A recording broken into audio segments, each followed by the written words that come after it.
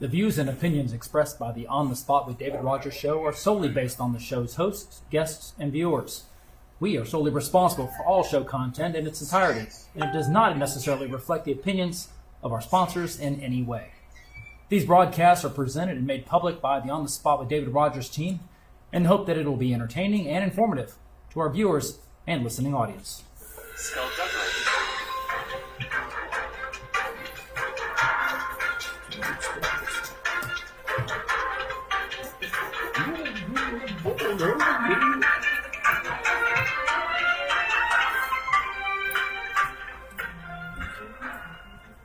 Good Saturday night, ladies and gentlemen. Welcome to our Saturday night sports special edition of the On the Spot with David Rodgers. Tonight sponsored by Southern Gym Photo Booth and Start. Not only do we bring fun to your event, we make it picture perfect. Yes, this sir. is your show coming to you live on Facebook and YouTube every Tuesday and Saturday night. You control and run this show. We are just the rudder that steers this big old vessel. We bring it to you first for education, discussion, and debate of local news, politics, and sports, as well as the latest on the COVID-19 situation. But our Saturday nights are all about the sports. We have you covered from Middleburg, where I seen Baby Huey, wasn't it? Sasquatch. Oh, okay. I forgot. Mitchell's stepsister. The Melrose, the McIntosh, from Lake City, to Lake Butler, to Lake Como, from Waldo to Lake Williston, and all points in between, including Gainesville, Palatka, Ocala, and of course the home of the Tornadoes, good old Stark, Florida.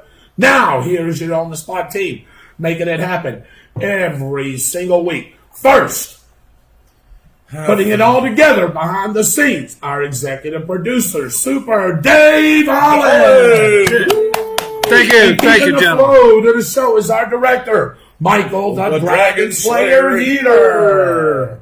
Rounding out the team is Austin Storm Chaser Stevens and John Better Than Snopes Throats. And our great media partners, Eagle Country 106.3 FM and the Bradford County Telegraph. And now our co-host, to your right, with our local news and breaking information, Mitchell, the local voice on current events, Gunther. Good afternoon, everyone. And to your left is our historian and governmental whiz, Byron, the freedom fighter Bagwell. Good evening, infidels. And I'm your host, Mr. David Rodgers, voice of the Bradford High Tornadoes, and The show pony. Welcome to the show, ladies and gentlemen. We are coming to you live from the On the Spot studios right here in Bradford High School, Tornado Country. So let's get started as we always do with our prayer, our pledge, and our patriotic quote of the week.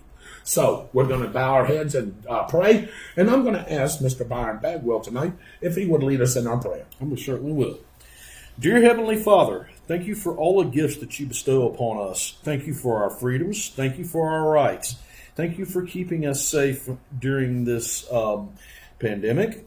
Thank you for your healing hands on everyone that has COVID-19. Please make it your will for this to go away as quickly as possible so we can get back to normal in this country. Thank you so much for our armed forces. They are our saving grace in this world. Thank you besides your son. Thank you so much for your son and all that he has given us saving our sins. Thank you for all the food that we have received today, and bless it to our nourishment. And if anybody has any... Brother, you doing all right? Yes, sir. I think everybody ready for is. a good show? We're ready for a great show. I know Mitchell and I are ready for a good show. Yes, I know you we are. are. I think the audience is too. Yes, they are. And I tell you, Byron, right now, we just broke bread with each other right here. We had a great meal. First time right in a here. while. Yeah, it has been. And it was really good. Chrissy provided that meal for us. So I want to thank her and Michael Heater for getting all that set up for us. And like I said, we're ready for a great show. Again, welcome to On the Spot with David Rodgers. Right here to my left, Mr. Byron Bagwell. To my right, Mr. Mitchell Gunner. Behind the scenes, Mr. Dave Holland. And our director, Mr. Michael Sleater or Heater? Sleater. All right. No, I think he's Heater. The Dragon Slayer is what I meant to say. So again, thank you for joining in. What do you got for a patriotic quote of the week, Byron? Well, I'm going to do a little bit different. It's not really a patriotic quote. Okay. Something to lighten the mood a little bit. Okay. It's actually a Shakespearean quote. All right. When words fail, music speaks. I like that. Simple as that. Simple as that. That's a good. Quote there, Byron. Where'd you get that from? Shakespeare. William Shakespeare, one of the guys I love and truly love because, hey, you know, when I come to trivia, when I do trivia, I've always got some kind of Shakespeare question. Oh, well, yeah. I love Shakespeare. Could be Christopher Marlowe. Yeah. Could be. Have you ever heard that story? I have. We may have to do that story one day. What do you think? Yeah, We could do that. Yeah. So Shakespeare somehow found the ability to do that for nothing. Right. To actually have that writing ability for nothing. Right. And a lot of people thought he was Christopher Marlowe, who was another poet. Right. Before we delve into today's latest, we want to recognize our great sponsors who have been working hard with limited staff and changing hours. Here is our sponsor spotlight. Southern Gem Photo Booth, Photography Business. Call for an appointment at 904-263-6079 and let Megan not only bring fun to your event, she can make it picture perfect. Because of social distancing measures, Southern Gem has transitioned from an event-based photo booth rental to a social distancing portrait service by coming to and taking photos from a safe distance at a location of your choosing. Dependable waste services in start from land clearing to waste management to commercial accounts. Jamie Clemens can make your land the place to be. Calling at 904-966-0255. Harry Business in the Deerfoot Plaza, home of the $8 haircut. Call Dave and Company for an appointment at 904-964-3338.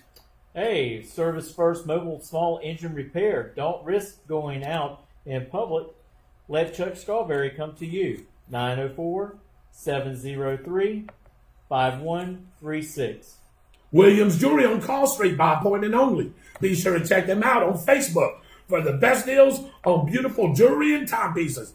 Call Vicky and her great team at 904-964-7064. And on the spot lawn maintenance. Let the red, white, and blue take care of your green. 904-966-1633. And I believe the gentleman's name may be David Rodgers. This guy right Yeah, here. I think it's so. that one right I think there. so. You may be right. And now, with the all-new Quick and Dirty, is our man, Mitchell Gunner. Tonight, brought to you by Mrs. Clean House Cleaning Services. Call Karen for a free estimate at 352-575-5835. Welcome in, Mitchell Gunner. Right. What do you have for us on the Quick and Dirty and the local scene tonight? Well, first of all, I want to let everybody know that the county-wide burn ban has been lifted. Yay! Sorry about that.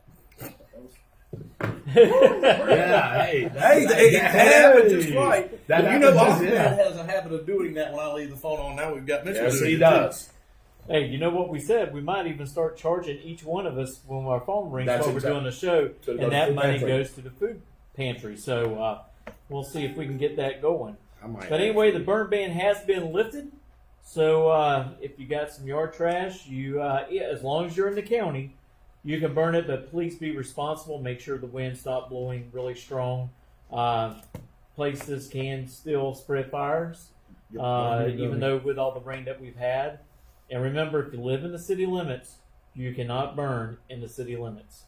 Also, on Friday in Putnam County, a boater, Xavier Frazier, rented a boat to celebrate his 18th birthday. Xavier's hat blew off, and he hopped in the water to retrieve it. The girlfriend said that Frazier's leg became cramped up, causing him not to be able to swim against the current. His uncle went in the water to try to help, but could not help Xavier.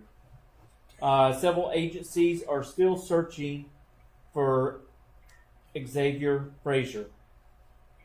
Also on Friday, a 78-year-old Ella Gordon of Hawthorne, Florida, passed away from COVID-19. She spent her last 3 weeks in Shands Hospital fighting for her life, the family reported. This will bring the total of deaths for Alachua County to 1. And Alachua County has a total of 245 cases. But on a better note, talking about COVID-19, Bradford County has not seen any new cases in the past week. Good. But one other person that has a case of it was hospitalized this past Friday. The state of Florida now has a total of 30,839 cases, 4,849 are hospitalized, and a total of 1,055 deaths. Governor Kemp, he decided to open back up the state of Georgia for many businesses. Now, they will take those safe precautions when open up these businesses, but they're trying to slowly move back into getting back into the normal.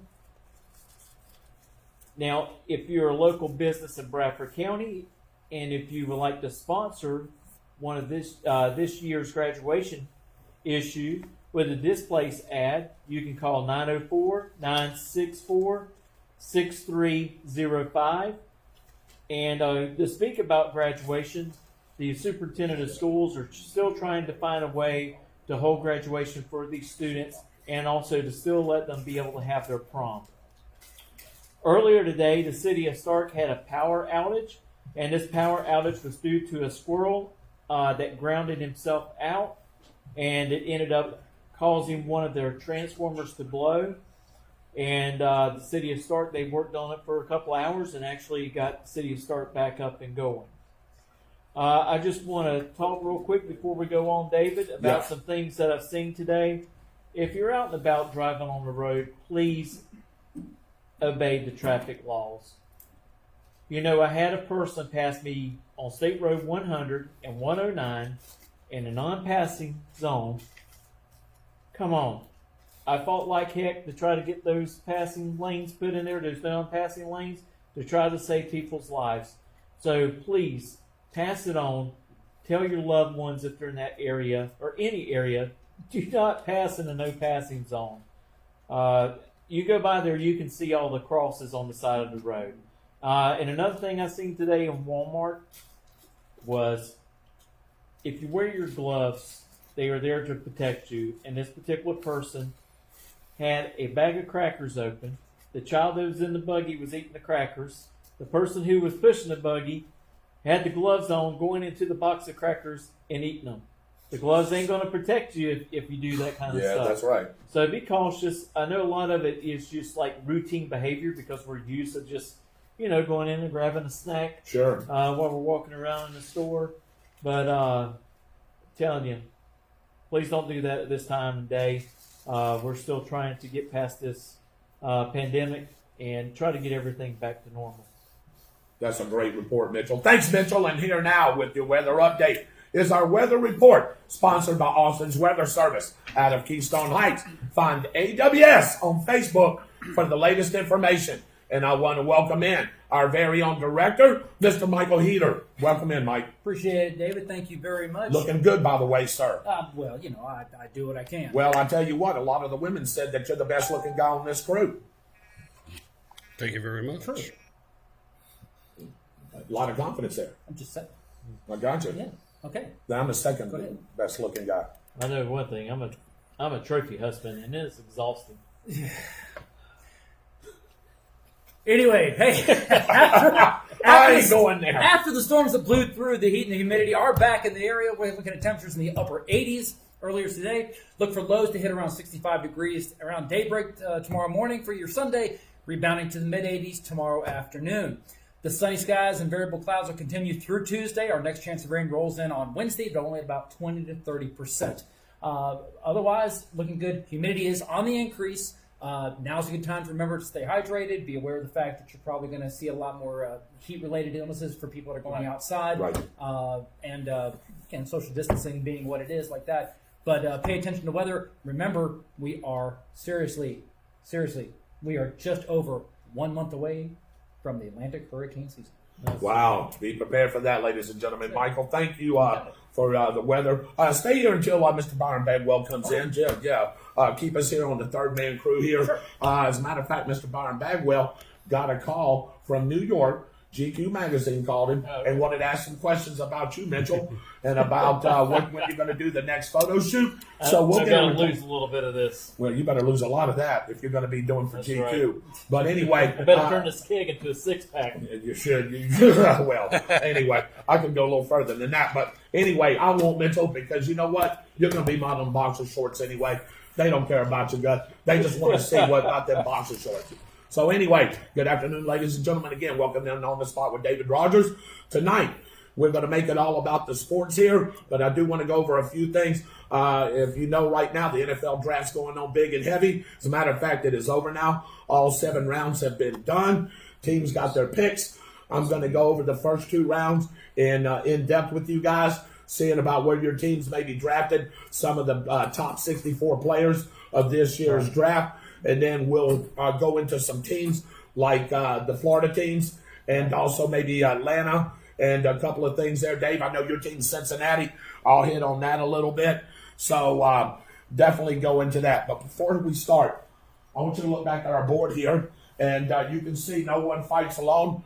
I want to thank our frontline people, nurses, doctors, dispatchers, law enforcement, correctional officers, firefighters, EMS, our military, truckers, anybody that's working in the warehouse industry, anybody that's hauling this food and the supplies that we need, and UPS, farmers, man. Farmers. FedEx. Yes. Yeah. Any of those guys. And farmers. Think about our farmers right now.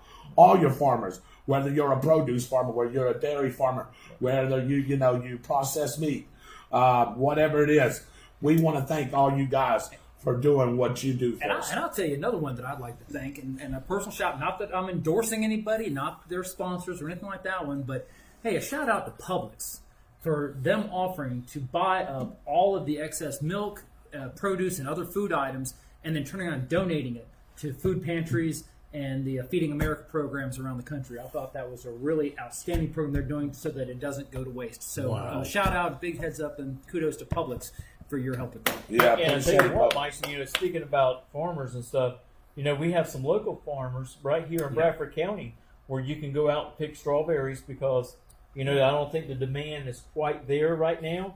So they're giving a chance for everyone who lives in the community to go out there and pick those berries. Yeah, and I was going to say, buy local. Stay local if you can. Support your local farmers. There's a lot of great people out here that's in the farming business. Like I said, whether it's produce, whether it's dairy, whether it's meat, there's a lot of great people around this county. Please support your local people first. Support your local businesses and restaurants. They for sure need it. And you heard Billy Rayburn was on last Tuesday with us, and he talked about Jackson's Building Supply. And I've seen him this like week. That. So, just support your local business because they can sure use it. As we're maybe starting to turn the corner here a little bit, maybe trying to get things back into some normalcy. Please remember all those guys as you go throughout your week and you do your shopping. I had a question asked about me. David, is there going to be another round of stimulus checks? Well, first of all, I'll be the first one to say, I'm going to ask you, have you got yours yet? No. Okay, Michael has not. Dave?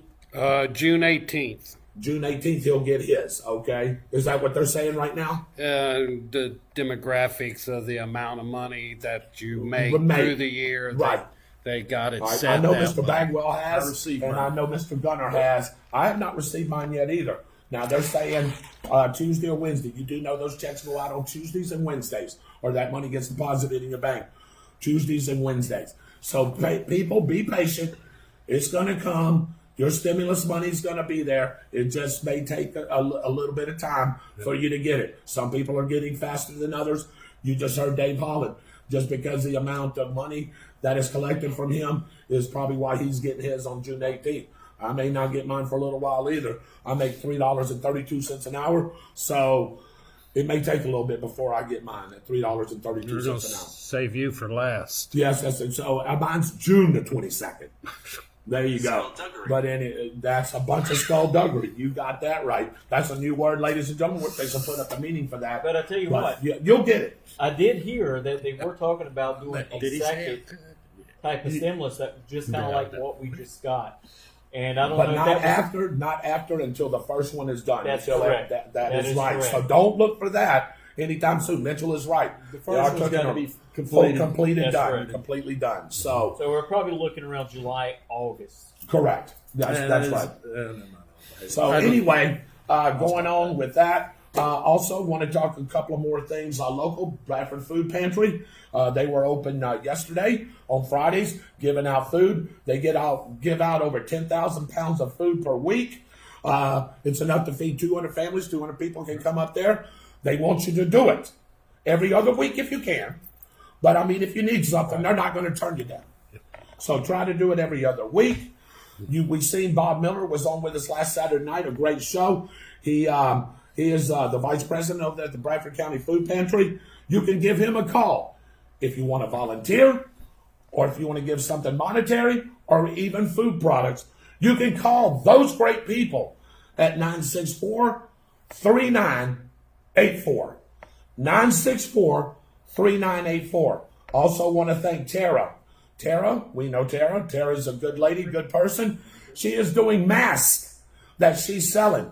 She heard us last week on the show. She happened to tune in. Bob Milner was on here. Idea popped in her head and said, hey, I'm making these masks anyway. Why don't I charge for them? Which she is. All the proceeds, all the monies that she's collected is going to go to the Bradford County Food Pantry. Tara, thank you very much for that. Bring up something real quick while we're talking about the food pantry. Mm-hmm. My friend over here, Michael Heater, was saying, the next time that we do the Touch a Truck that's coming up for this year, we want to incorporate a car show in there as well, and all the money that is raised off the car show portion will go to the food pantry. Exactly. So we're looking at ways, if you guys remember correctly, we were going to do the brackets, the NCAA brackets. COVID-19 comes around. There is no March Madness for the men or women. So that sort of got pushed back onto the table a little bit. However, we've got other things that we can start planning and doing. Right. People are doing things right now with that. So, again. Speaking of that. Yes. I had to take a phone call. Yes. And it was GQ again. Again. They wanted to actually discuss someone's boxer contract. Well, I hope he donates all the money to the food pantry. Hey, that's what I was thinking. They were talking about a photo shoot next month. Oh, right. And they said something about Pamela Anderson. Well, good for you there, brother. Hey, did you see that? So, anyway. They were talking about six figures. Hey. And I figured, that would feed a lot of people. There you go, Mitchell. Donate that whole salary. And we all wish. And maybe even buy a turbo for him. Right. For a supercharger. Michael Heater, before I go into this, come on back. I know you had something that you wanted to say here real quick about, I'm assuming, the food pantry. Well, yeah, actually, we just wanted to throw out there that since it was brought up here, a little breaking news, you heard it here first type thing like that one. We are laying the groundwork. Ladies and gentlemen, the 2020 Touch a Truck event for Bradford County slated for Saturday morning, October 3rd at the fairgrounds. We got authorization for the fairgrounds. It is available to us. That will be the kickoff to Fire Prevention Week, but that'll also be the tentative plan is for folks we're going to do a voluntary registration, and any money that is going towards registration will be a cash donation going to the food pantry. And Michael, can we keep up with that monies? Maybe if we get a hold of Tara to see what's happened, because this all funnels through the whole community. It doesn't matter. I know we like On the Spot with David Rodgers. People watch it. I'd like to just see how much money, since we've talked about this, that the Bradford Food Pantry is going to raise, all the way up even into the Touch a Truck event as well. And we can do that. It's we can track deposits that are made. Right. Because, and again, to reinforce what Bob Milner said last week here, the donation of food is important. It is critical. That is, it fills a need like no other. That being said, with the deals that they have in place with Save-A-Lot, Walmart, Winn-Dixie, other places like that, you can actually get more bang for the buck. Instead of getting the buy one, get one and donating, cans of corn or green beans or whatever like that, they can actually take a cash donation and buy more protein-based items, special needs, whether it be something like baby formulas or something for children. Right. So a cash donation in lieu of a food donation for the food pantry is where they really are working on trying to do that. You also have to understand that they're still their goal of $10,000 because that building they're in is in desperate need of rehab.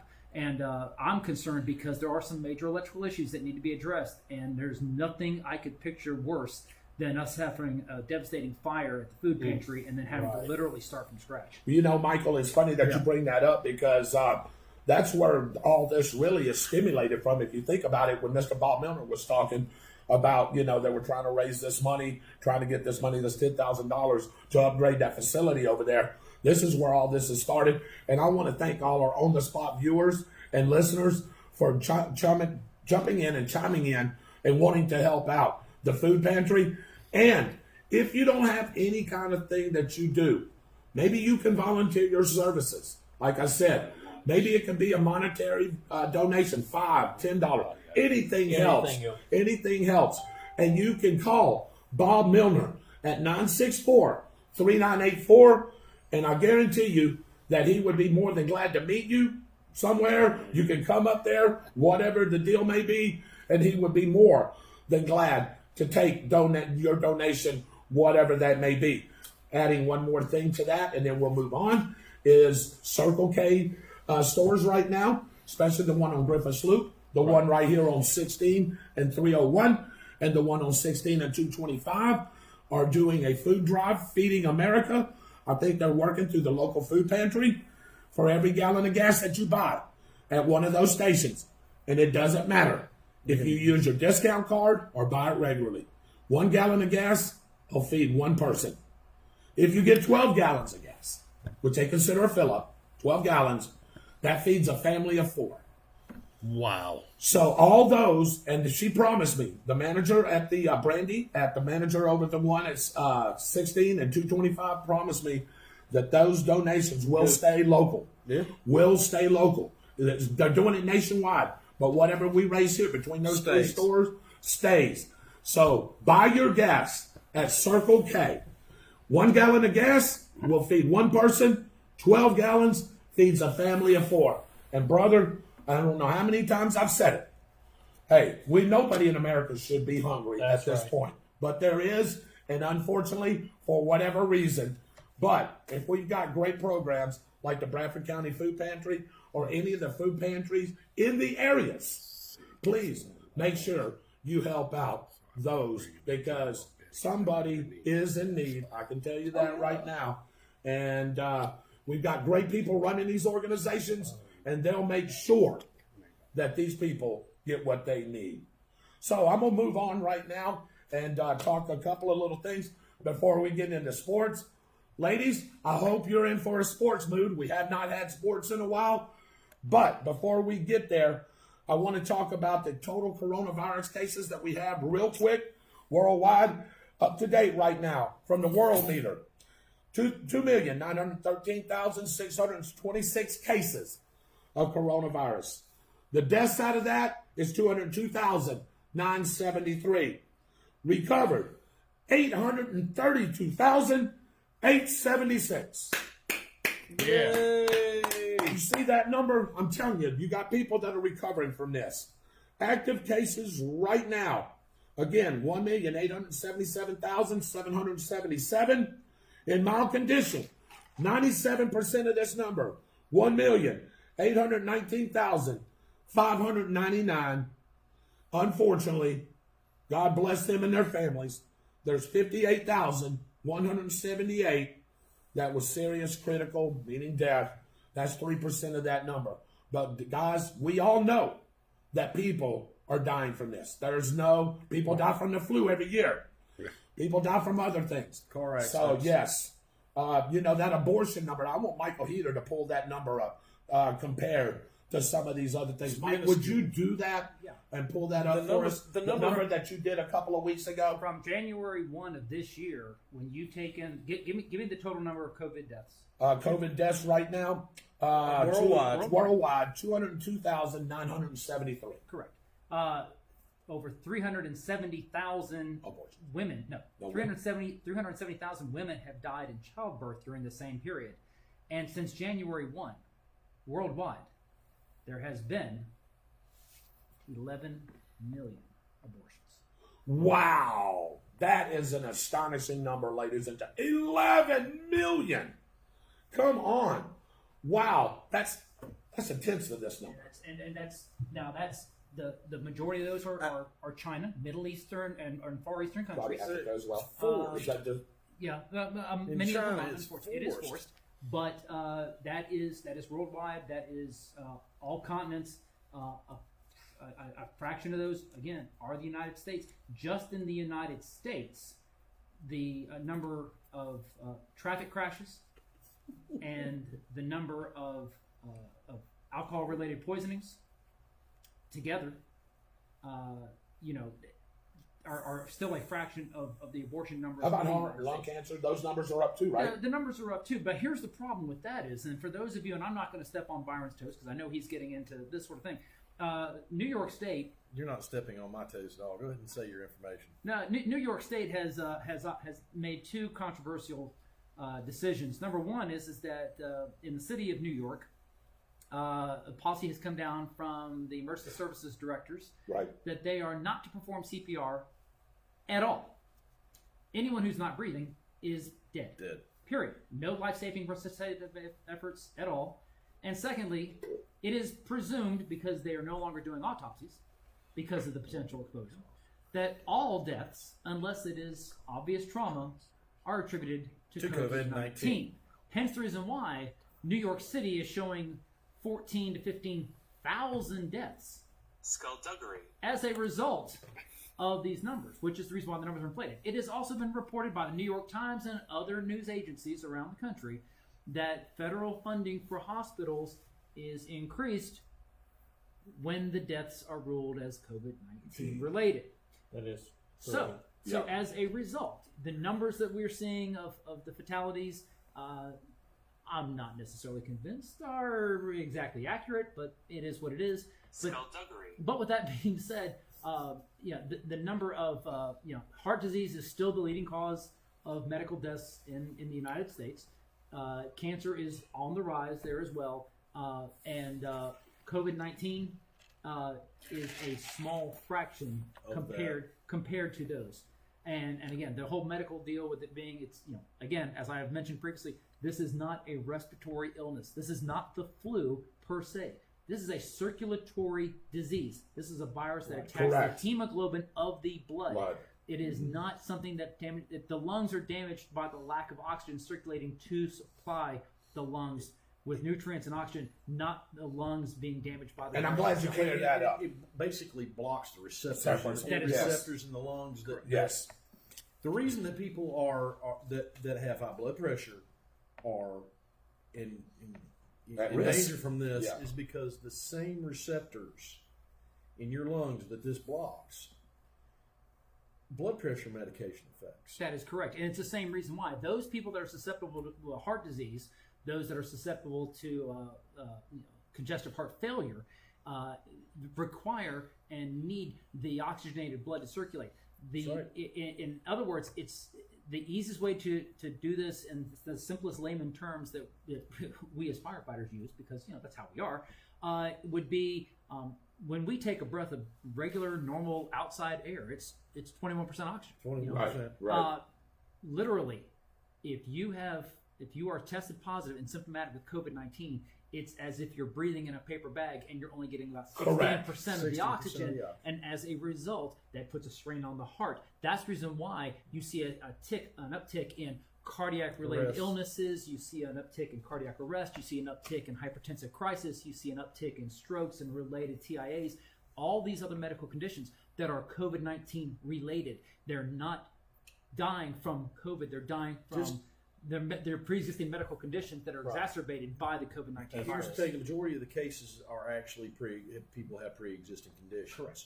It's like the AIDS virus. It acts like the AIDS virus for that. You don't die from AIDS. You die from complication from your immune system That's right. failing and you catching things like pneumonia, and it kills you. That's it. So we've seen viruses like this before. But the AIDS virus, it took us a very long time to find things that are effective about You it. were talking about susceptible. I've had pneumonia. Y'all all knew it about 3.5 years ago. Almost died. I'm telling you, if I wouldn't have went to the hospital that day, You would have died. yeah, I wouldn't be doing this show. I can tell you right now. So from that, on top of me being a smoker, guess what? My lungs have already been damaged. Sure, that's right. You know what I'm saying? So for me to to get this, as Byron said, it would be It good. would not be good. Already part of my lungs are damaged. You know what I mean? So if I catch this thing, he was talking about the receptors. Receptors.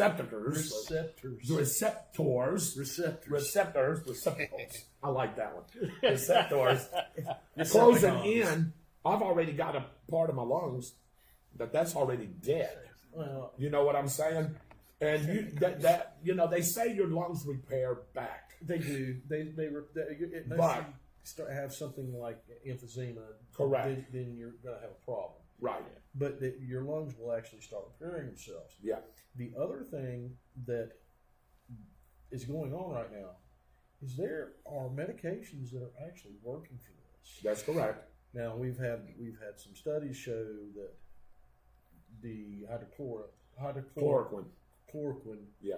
doesn't work, and I've also heard other studies from reputable places that say yes, it does. Yeah. So we're getting Mixed.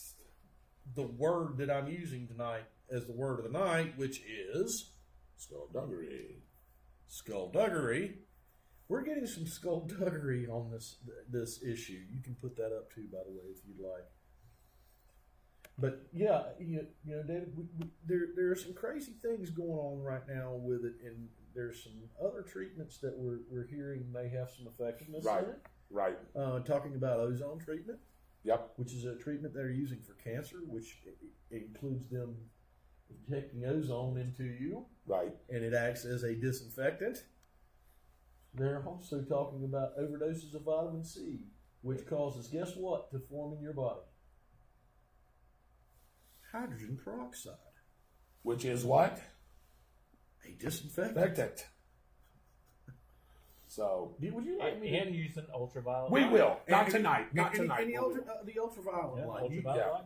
You want me to go briefly into that? No, let's save that. Let's save that. No, we're going to table that off because if you get in it, I'm going to get in it, and we're never going to get no sports. And I'm going to get Nancy Pelosi's rear end is what I'm going to do.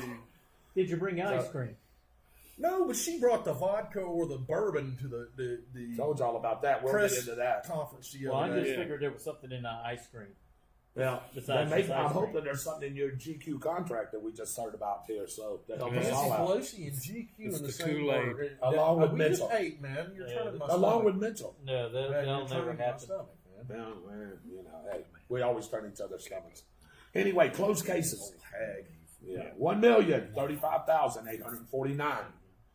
Recovered and discharged 832,876 of those. A big thumbs up. That's 80%. Now, unfortunately, what did I say? There's going to be deaths in this thing, just like there is flu and the other things that Michael and Byron and Mitchell just went into. I don't believe that number. 202,973 deaths. Even at that, it's 20% of those total cases. You know what I'm saying? Are you telling me the So- morbidity rate has gone up from That's what from, it's saying. from 7%, somewhere between 7 Seven. and 0.5% to 20%. That's worldwide 20%. cases. That's worldwide. Now that's worldwide. okay. That's worldwide. We're talking about Worldwide. Yeah, it's not Still United on the States. worldwide. No, not the United States. Still worldwide. I was about to say, wait a minute. Yeah. So there you go. Now, the United States, just to give you an example, has 956,229 new cases this week overall in the United States, 30,997. Total deaths from it right now, nationwide, 54,121. New deaths this week, 1,928. Total recovered, 116,186. Active cases, 785,922. Why so many open cases? They're They're testing testing more more people. More people. That's exactly right.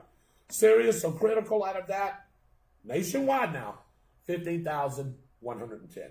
Well, you know, when you talk So, about those okay. numbers, one thing that you see like the eastern states, That's they're correct. starting to get on the flat side of the Yeah. curve. That we're starting to come down, but as more that you go west, it's like they're still climbing. But eventually they're going to start coming down as well. Which And makes so I think, you know, like the president say, a lot of your Midwest states, they don't hardly have that many Any at cases all. if you look at it. So there's some states that don't have they're- any cases. Right. So those states Or are going to be the anymore. ones that open up full swing first. I look for the state of Florida to be going back to work. Everyone probably around May the 15th.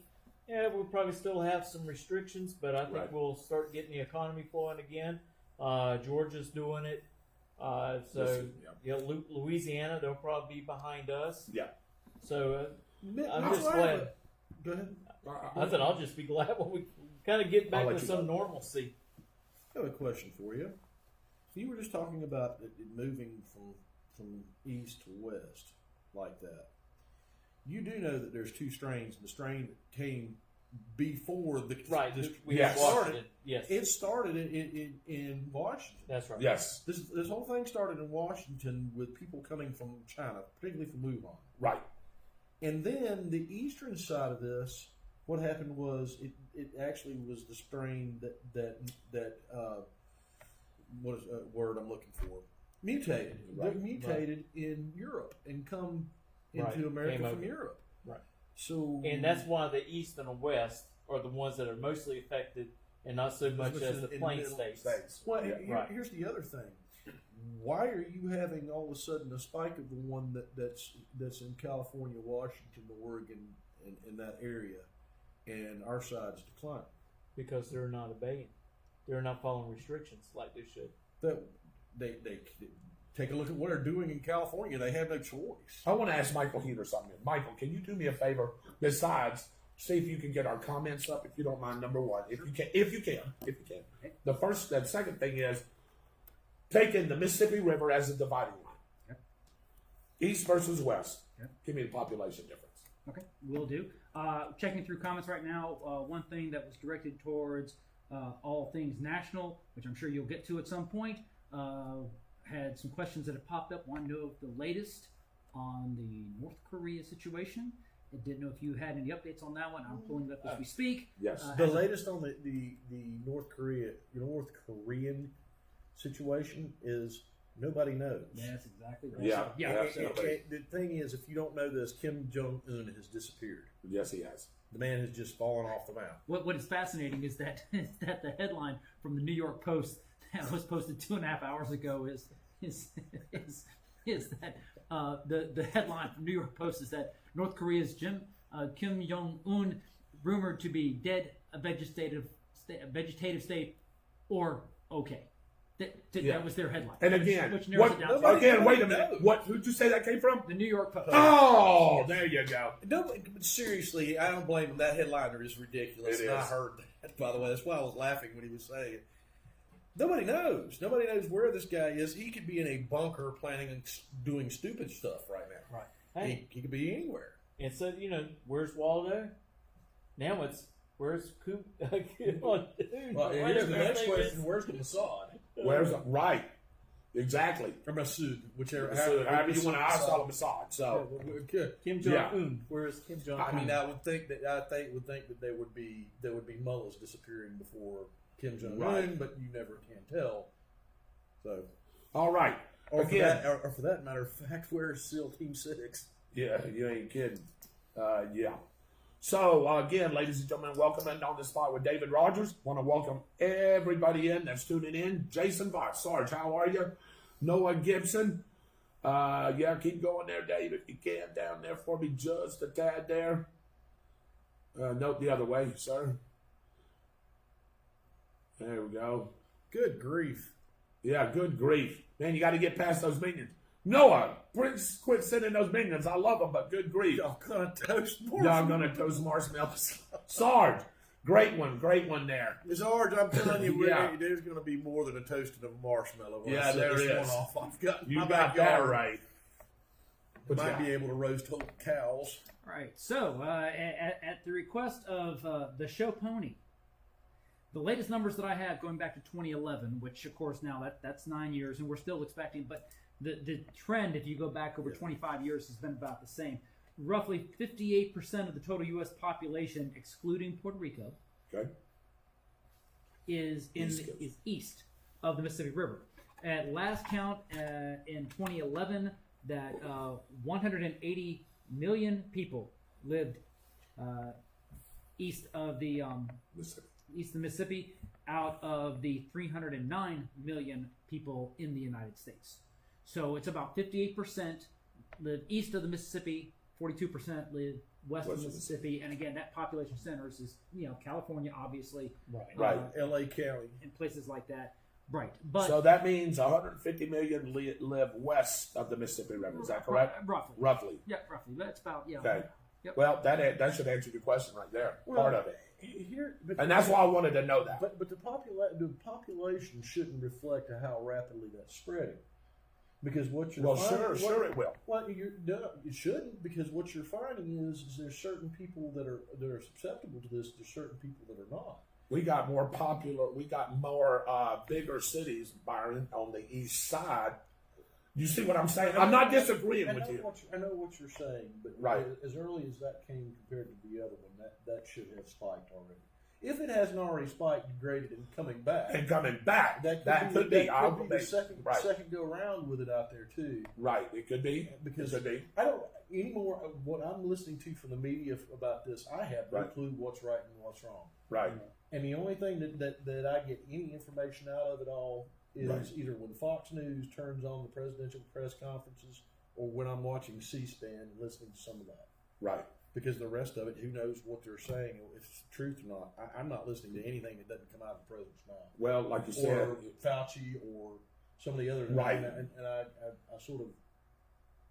Yeah. I agree. Well, I mean, you take some of the cities that you got in California. I mean, you take, say, for instance, L.A. I mean, everybody lives on top of each other. That's what I was wanting to say. I mean, it's pretty daggum crowded out there compared to what we have here. Yeah, well, you still got New York over here, Boston. Right, you got Boston. You still, Chicago. The two highest content. The two states that have the highest content of COVID-19. Right. Is New York and New Jersey. Right. I mean, it's New like Orleans, the same thing here. You look at Florida, you look at your bigger cities. Look at Jacksonville. You look down south at Miami-Dade County. I'm just talking Jacksonville doesn't have as many. Well, I know the answer to this because it's spread out. Right. It's the biggest city land-wise in the world. In the world. Yeah. But there are some things that are going on here that just don't add up to me. If you think about it logically, right? We could have people out there fudging the numbers. Yeah. It's election year. We were just talking about hospitals getting paid to jack the COVID-19 numbers up by the death cases, whether it was involved with COVID-19 or not. So you basically have our government telling the hospitals, or somebody telling the hospitals to lie. Right. So, all right. As long as businesses have open bathrooms, I'm in for it. I want you to go back up, David, because Melissa Delk lives next door to me. Yes, she said that young man. Yes, the young man from Putnam County's body was recovered today. Yes. Well, thank you for letting us know, and that's a really sad situation. Yes. You probably heard of his name. He dove out. He played football for Interlochen. Yeah. He dove out of the boat to grab his hat. Yeah. And caught a cramp. Yeah. And couldn't swim. Yeah, and that's the problem right there. We've got people out there. We can go into this at another time, but we've got people out there. Of course. But, people, thinking nothing's going to happen, don't know how to swim. They know they don't know how to swim. Jump right in there to try to grab something, thinking I'm going to grab right back the boat or whatever they're on, Byron. And the next thing you know, you catch a cramp. And it also depends on where you do that, too. Yeah. In a lake, I'm going to do that. In a river, that's another story. That's another story. Because I'm not fighting currents. Even I though don't it swim isn't- that well. Right. Even though it doesn't look like the current's that bad, It can be. it can be that pretty Jason bad. Ball. What did Jay? What's Sarge got going Well, on? let's pull that back, please, Dave. Where? I don't know. Oh, jeez. It was somebody roasting the marshmallows or something. What was that? Oh, man. No, go down a little bit, Dave. Let's see. If you ever want to. Yes, that's a great one. Yeah, Alabama's 40-hour week. They talk about everybody and how great America is, and they're talking exactly what he just said.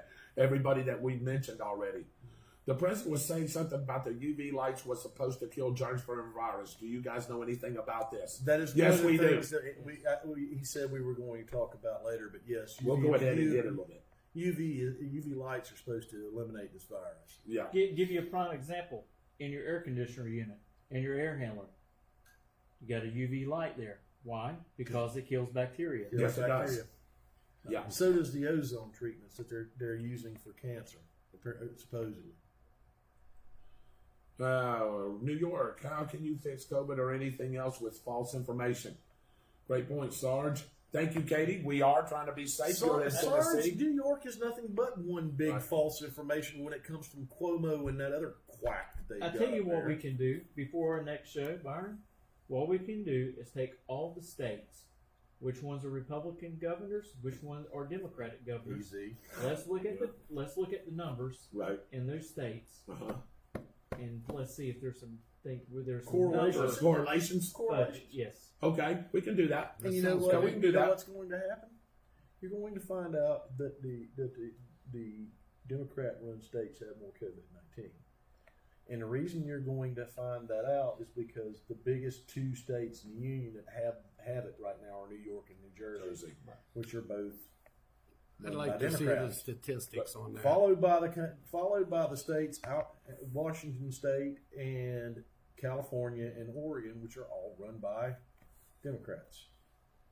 You're going to find that the numbers are skewed from that, and you can make correlations about why that is. And you can play around with the population numbers I'm sure you can. to determine how many's got it by population, how many deaths by population, how many's hospitalized by population, and try to get your numbers. And you may see those states who doesn't want to reopen Right. are The numbers- Democratic states over Republican states. Right.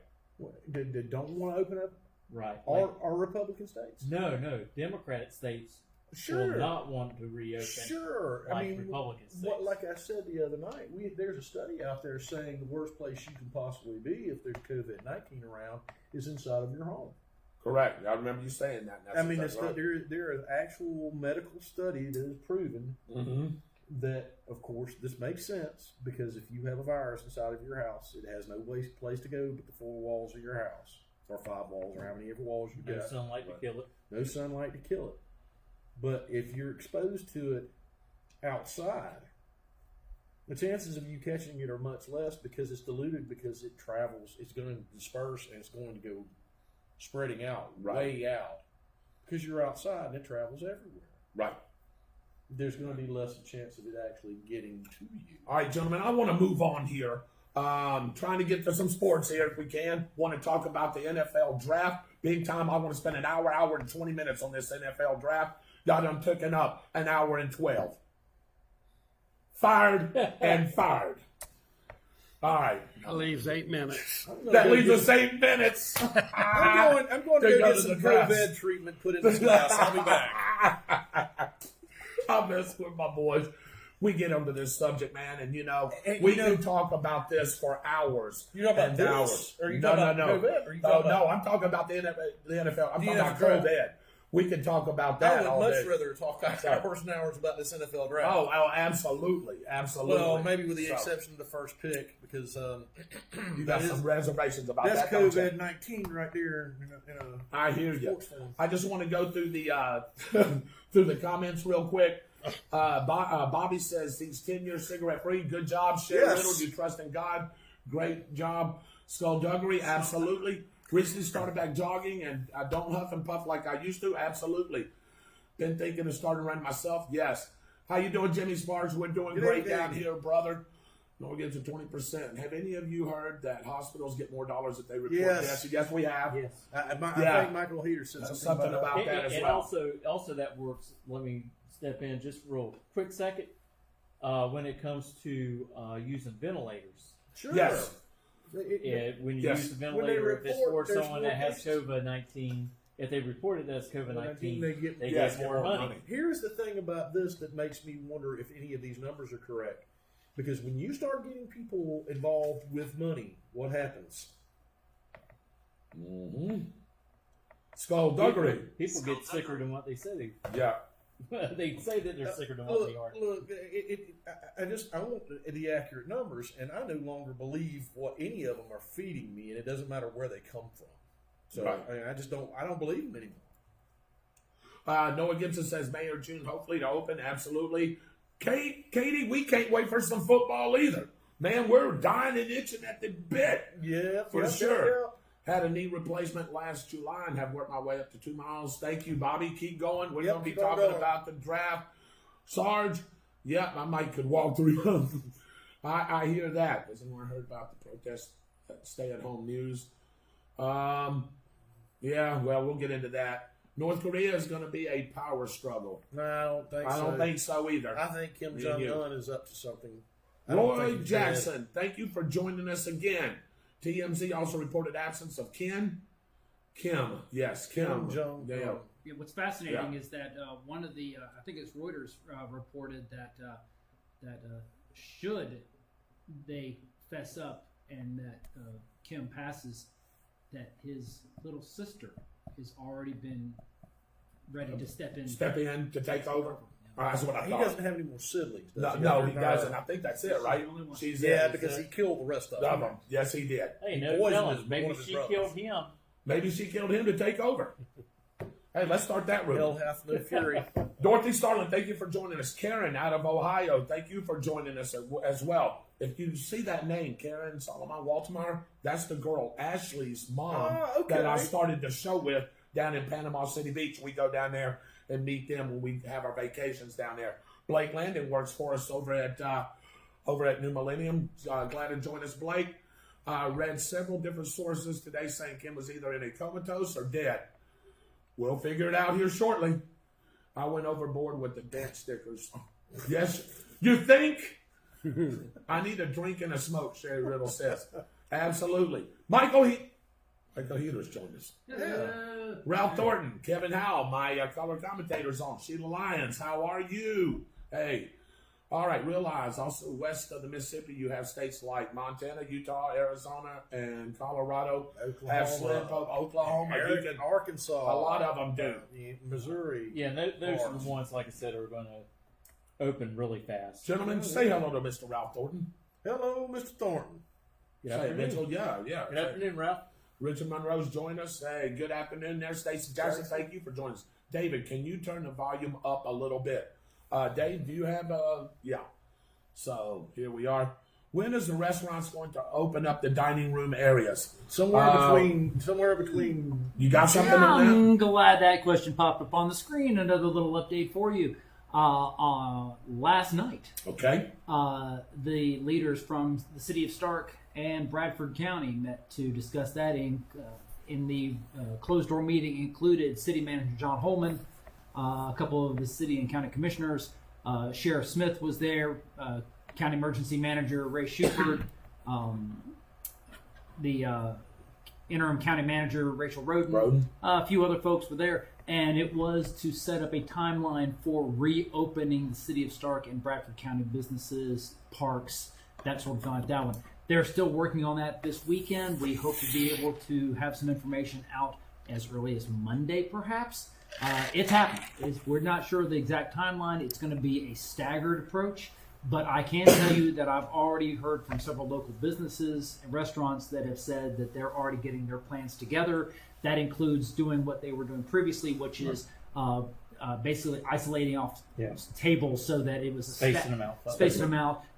and then doing a staggered approach of certain places opening in time.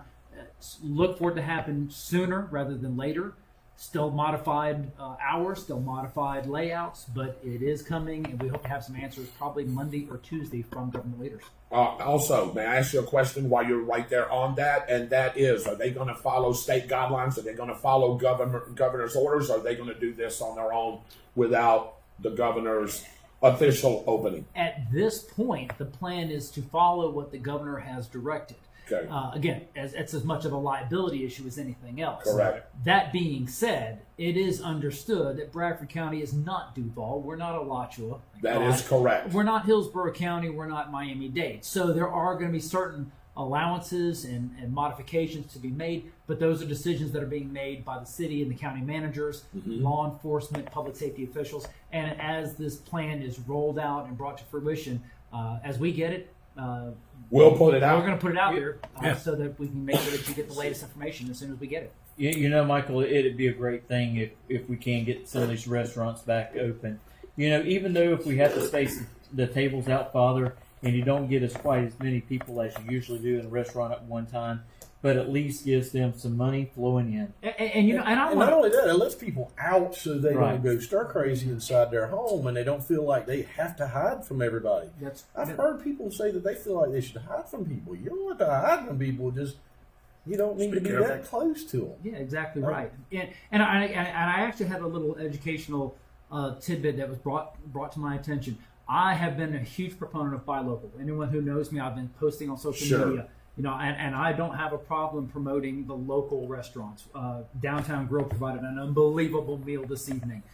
You got Fun Point, who does incredible work. You got Tony and Al's. You've got the Call Street Cafe. All these local, and I wasn't meaning to harp on and hammer corporate. However, it was brought to my attention that the vast majority of corporate restaurants in Stark are franchises. Yes, They're locally they are. owned. Yes. That's correct. That is, That is. and I will take the hit on that because we need to support them as well. Yeah. I didn't mean to. I wasn't taking a dig at anybody particular.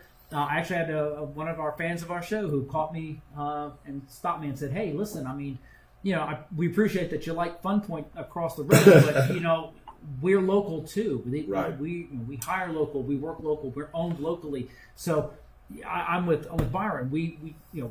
It's not just the mom and pop shops here. We need to get out there and support all the local businesses, franchise and mom and pop. And I just wanted to publicly, I wanted to, Marcy, say sorry, my bad. We appreciate your employees. We appreciate everything that everyone is doing as we round the corner on this. You know, And national. Michael here just did something that we do. If we're wrong, we're going to tell you we're wrong. Exactly You right. gotta apologize. You know, guys, if y'all didn't know this, which I'm sure you did, most national franchises, you know, your Texas Roadhouses, your Olive Gardens, you know, they're locally franchise owned by I was about to somebody. say they're owned They by own 3 or local 4 or people. 5 of them in every area, and they are local because some local businessman has bought into the franchises, or businesswoman has bought into the franchises. So guess what? They own 3 or 4 of them. Yes, they have to follow corporate rules, but they're locally owned. They're owned locally. They're owned locally. Their money's put into it from local funds. And let's not forget, I mean, yeah, food is great. Yeah. But there's those personal services that people desperately are looking for. Yes. Did you know you cannot buy a set of clippers in Walmart? They're all sold out. Sure. Nobody can get a haircut. Yeah. There's So- some desperate people out there. Yeah. And a haircut will definitely make a person feel better. You wouldn't think, I Dave. need one. You wouldn't think, Dave. You would not think that something like that would affect somebody. Nope. But the smallest things, and we may not know because each individual is different. A lady's You know- fingernails polished Yeah. or toenails or Right. Where we think that's like a luxury, but it may be something to help her psyche or his psyche with what's going on. So, Dave, what you're saying right there makes perfect sense. Somebody said, well, that's stupid.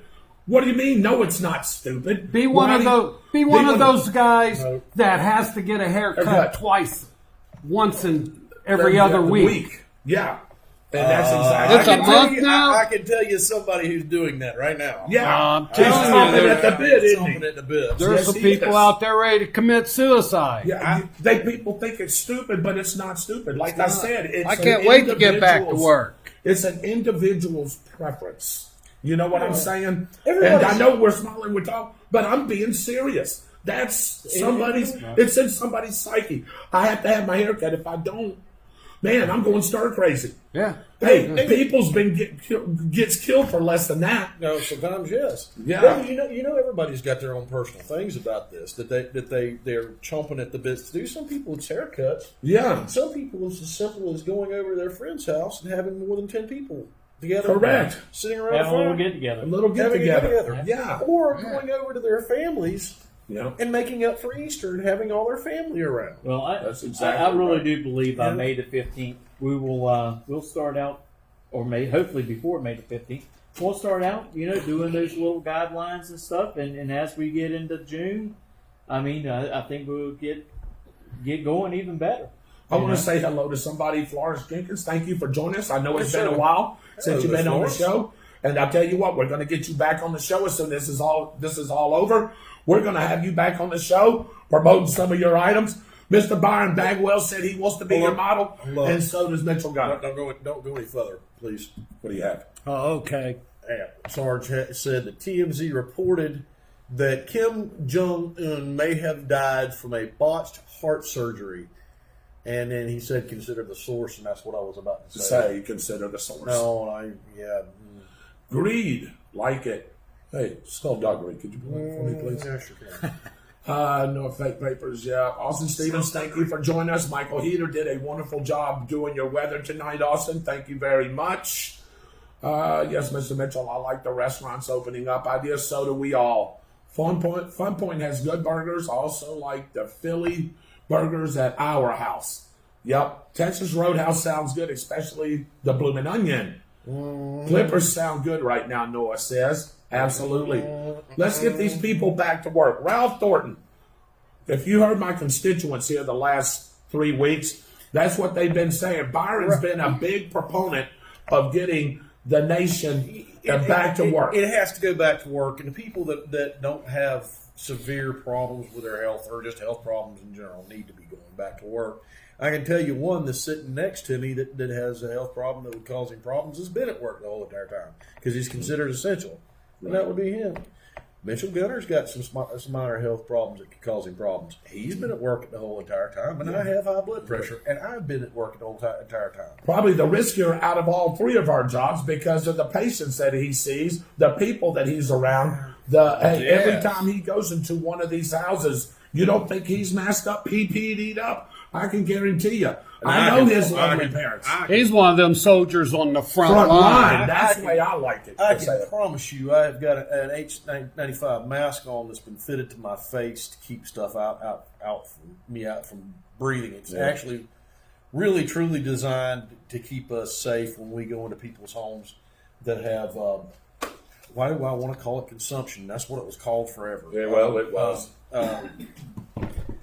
Come on, guys. What is this? The Doc Holliday died from it. Tuberculosis. Thank Yeah. you. It's really designed to keep us from catching tuberculosis because the cases of tuberculosis still here, but it protects us from that. Yes, it does. So do gloves. And if we know for sure somebody's been COVID-19 positive, make us wear glasses too, or goggles too. I've been in one person's house that had been confirmed. The patient had not been home in weeks, and the family was negative. So, and I made sure that that person wasn't there because I wanted no part of that. I still wore gloves, mask, and goggles. Still take the precautions. Lord, yes, because I might not have a problem at all with it. It may be minor to me, but if I don't know I've got it and I give it to my parents, that's not going to be good.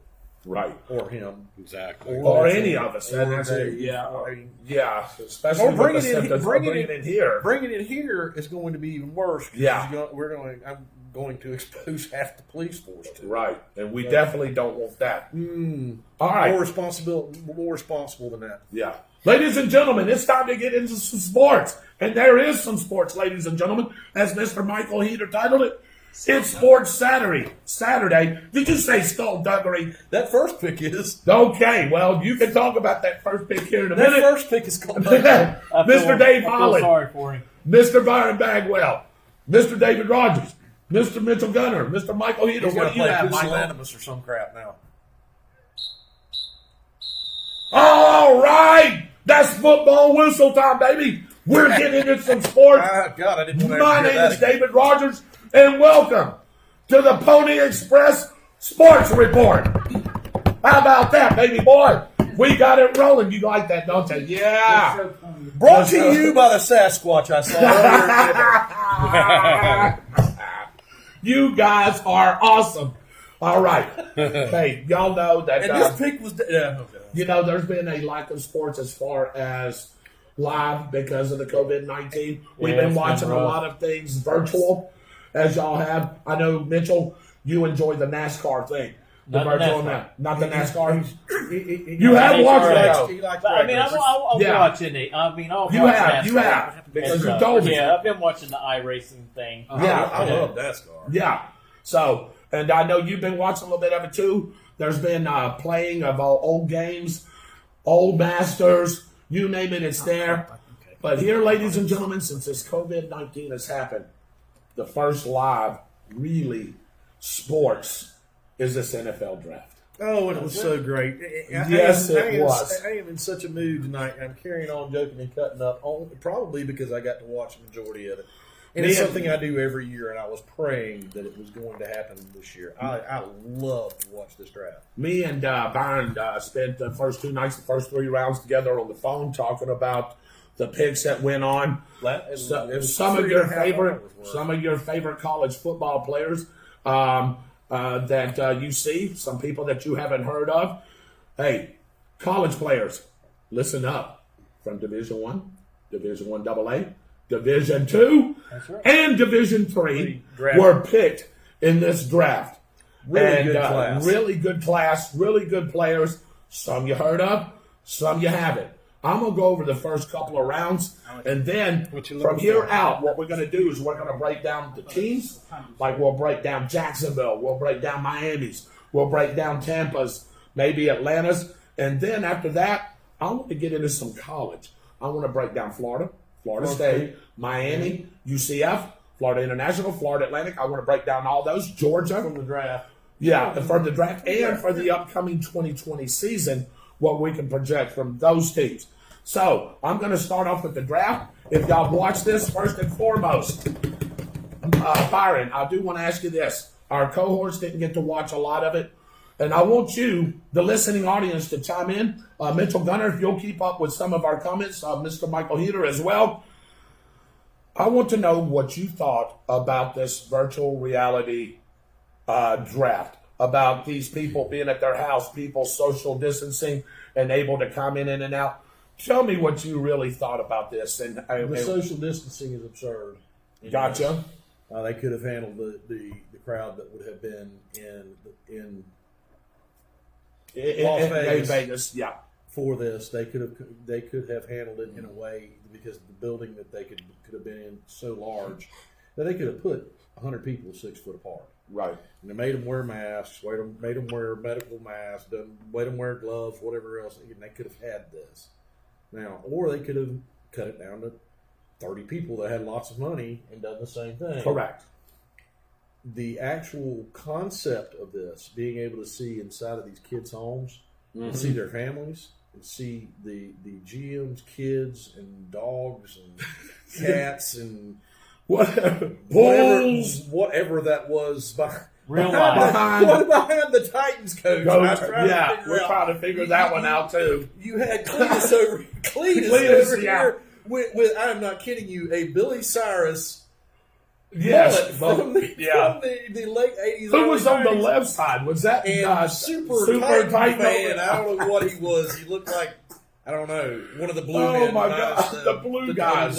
Yeah, the great. Intel guys. I Was don't that know. Intel inside guys? I don't Is know what that it is? was, but it was great. It was. But that concept to me is great. Yes, Because it was. Really, in all seriousness, aside from the Tennessee thing, these kids and their families some of their reactions were just priceless. Mm-hmm. Some of these kids' mothers who had been supporting them for this long and get to see their children live their dream. Yep. Going to make all the money that they could possibly ever want to make.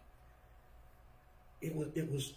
I mean, just priceless. I mean, Some of the reactions of these kids, Byron, that we kids. see. Oh my gosh, Some crying. of these kids that never thought they would ever do anything that come from different countries and actually moved here or moved to Canada when they were drafted, you got to see what life was like for people that don't live here. Right. And then all of a sudden they've got the American dream.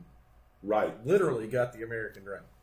It was a Support great. themselves, support their families, do whatever they want to for the rest of their lives, basically. If they were higher draft picks, if they weren't, then they're still going to live a good life and be able to support themselves and partly their families. Just to back up about what Byron said, guys, that just the interaction of family members and friends that were right there, and seeing these kids' homes, where they live, where they come from, the reaction of the pick when they seen that they were being picked. They were already on the phone. We already knew the pick, and they were sitting there talking to the GM and or all to of a the sudden coach. it dawned on them about 15 seconds later. It was Yeah. some of them were It's priceless. Oh my goodness! So the great. the Bill Belichick thing. Mike, did y'all see that? the dog. The dog. Yeah. So- They're doing a The pick. pick. They're doing a pick, and Bill Belichick just leaves. yeah. And leaves his husky Sitting in sitting in the coach's seat. It was that was priceless. Dave, you'll have to go back and watch some of this. Priceless. Some of this was absolutely priceless. Me and him was like, wow. How many times did we say wow?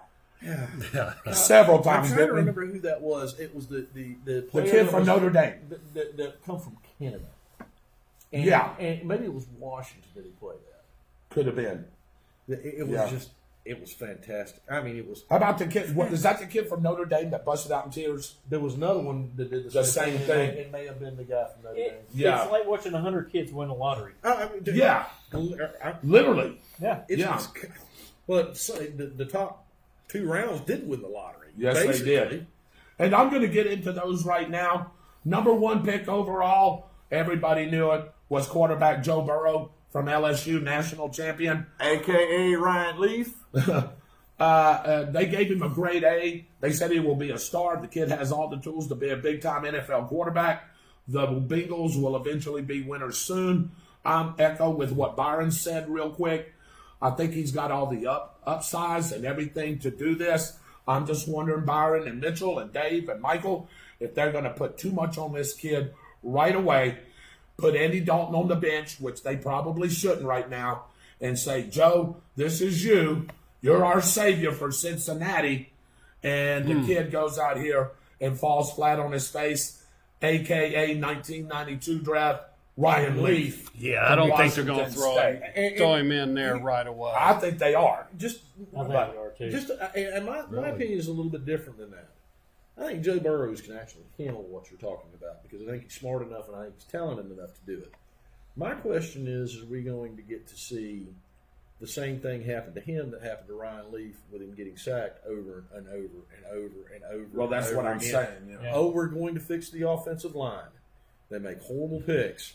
And then he gets sacked over and over and over again. Pretty soon he's out of the league and he's got the worst interception ratio and to completion and Yeah. terrible touchdowns. And now all of a wasn't his sudden, fault. and then guess what you're hearing?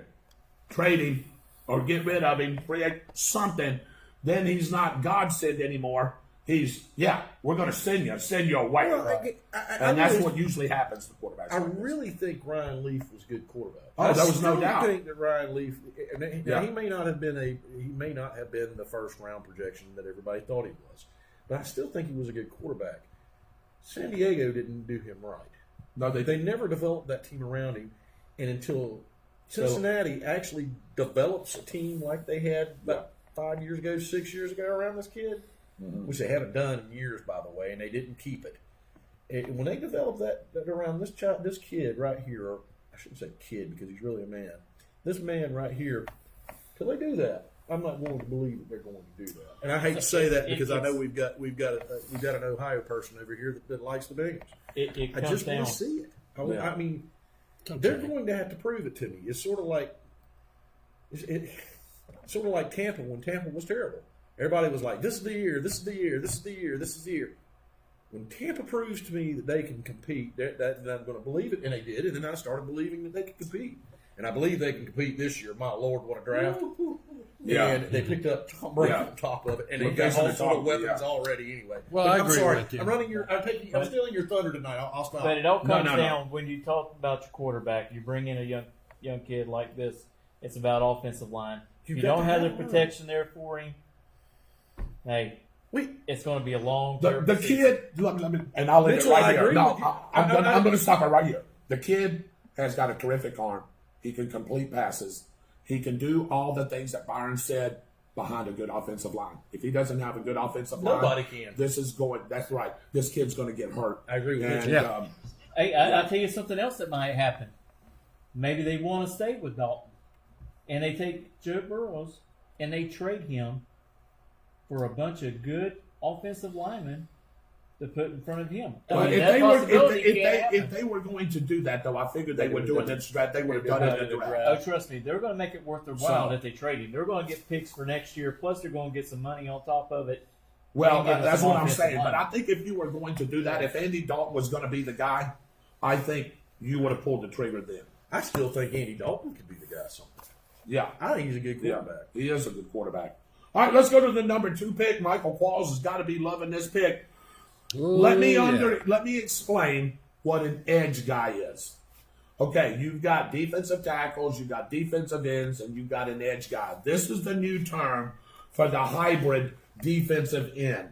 So what you got is you've got a guy that can line up in the 3-point stance, the 4-point stance. You can put him at linebacker, or you can put him on the edge to rush the passer. That's what they call the edge position.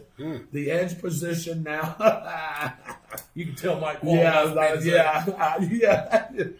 The edge guy, Chase Young from Ohio State. Situation. Power, speed reminds me of the guy that me and Byron talked about, Julius Peppers. At one time, he's an exceptional athlete. He can rush the passer. And I think they got a great pick right here. Chase Young was a no-doubter right here in the second pick. What does anybody else think? I think it was a good pick. I think it reminds me of a guy out of Maryland that Jacksonville has. That's true. What's his 40 speed? Do you remember? 4.54. I want to see him block. Not bad for a big guy. in the No. NFL. All right. Lions got the 3rd pick, and they haven't had a great really player for me since Barry Sanders days. And this is where me and Byron sort of had a little difference because of Jacksonville's pick, which we'll get to. Jeff Okudah, the Ohio State corner, he's probably the best shutdown corner with C.J. Henderson being right there, and that's why we're going to get into this in a minute. He can cover receivers one-on-one. He can blitz, get to the quarterback. So I think Jeff Okudah I don't have was a a quick pick. disagreement with that. No, I know. Okudah's probably got the most upside out of the second and third pick to me. Yeah, Okudah too. We seen this when we was watching the highlight film. The Lions could use a shutdown corner anyway. Hey, he gets off of blocks really well. When wide receivers are trying to block him, he can shun wide receivers and make a play down the field for you. So he can come up and run support. I think that's a great pick for the Lions. What do you think? I think it's a good pick for the Lions. Now, we use the term shutdown corner way too much, I think, because literally, can you name more than 5 of them ever in the NFL? Right. Me and Byron, we were trying. Seriously, I mean, you got Deion Deion Sanders. Sanders. You can probably put Jalen Ramsey in there. no, you can't. Well, you Right. could No, you- at Jacksonville. You could. No, you can't. Why not? I would disagree with you. I'm going to tell you. And I'm going to tell Jalen you why. Ramsey is a shutdown corner when he has talent on the other side of him. A true shutdown corner. Did you let me finish? I said at No. Jacksonville, he was a shutdown corner. Nobody threw to him. Tim, because he had somebody on the other That's side. what I'm who was saying. good. I mean, he was a shutdown corner. but here's the thing. Right. Did Deion Sanders have anybody on the other side? Sure he did. Who? Sure he did. He's had players on the other side. Come on, Byron. But he was by himself a shutdown corner. That's what I'm On the saying. island. That's So- I'm talking about when they're on the island. That's what I'm talking Jalen about. And Ramsey. I agree. Yeah. I agree with what Yeah. you're saying. We're not Yeah. mad at each other. No, we're not. We No, get no. heated like this Yeah, when we yeah, talk over yeah. the phone. And Yeah, promise because we're when not it mad at comes each to other. sport, and it's not that none of us know no more than each other. It's passionate. It's passion. Ronnie Lott. So, Ronnie Lott There's was. two. There's two right there. Rivas. Rivas is three. Darrell Rivas. Cromartie Rogers is one. That's we. Yeah, Antonio Cromartie Rogers was one. What was the name of the guy? So he could shut down. the guy from Buffalo. What was his name? Anyway, when we say, well, they're thinking of the name, a shutdown corner is what Byron and Mitchell said. You can put somebody out there by themselves, no help, nothing back up, and they can cover that receiver, that slot man, that tight end, anybody by themselves Anywhere. and make the play on that, whether it's intercepted, knocking the ball down, or tackling the ball carrier right then and there. That's a shutdown corner. Yeah, I mean the only reason I say that about our boy because he was our boy when Yes, got he was. back He was our boy. After he Yeah. acted stupid, I quickly left him wherever. What Right. has he done in?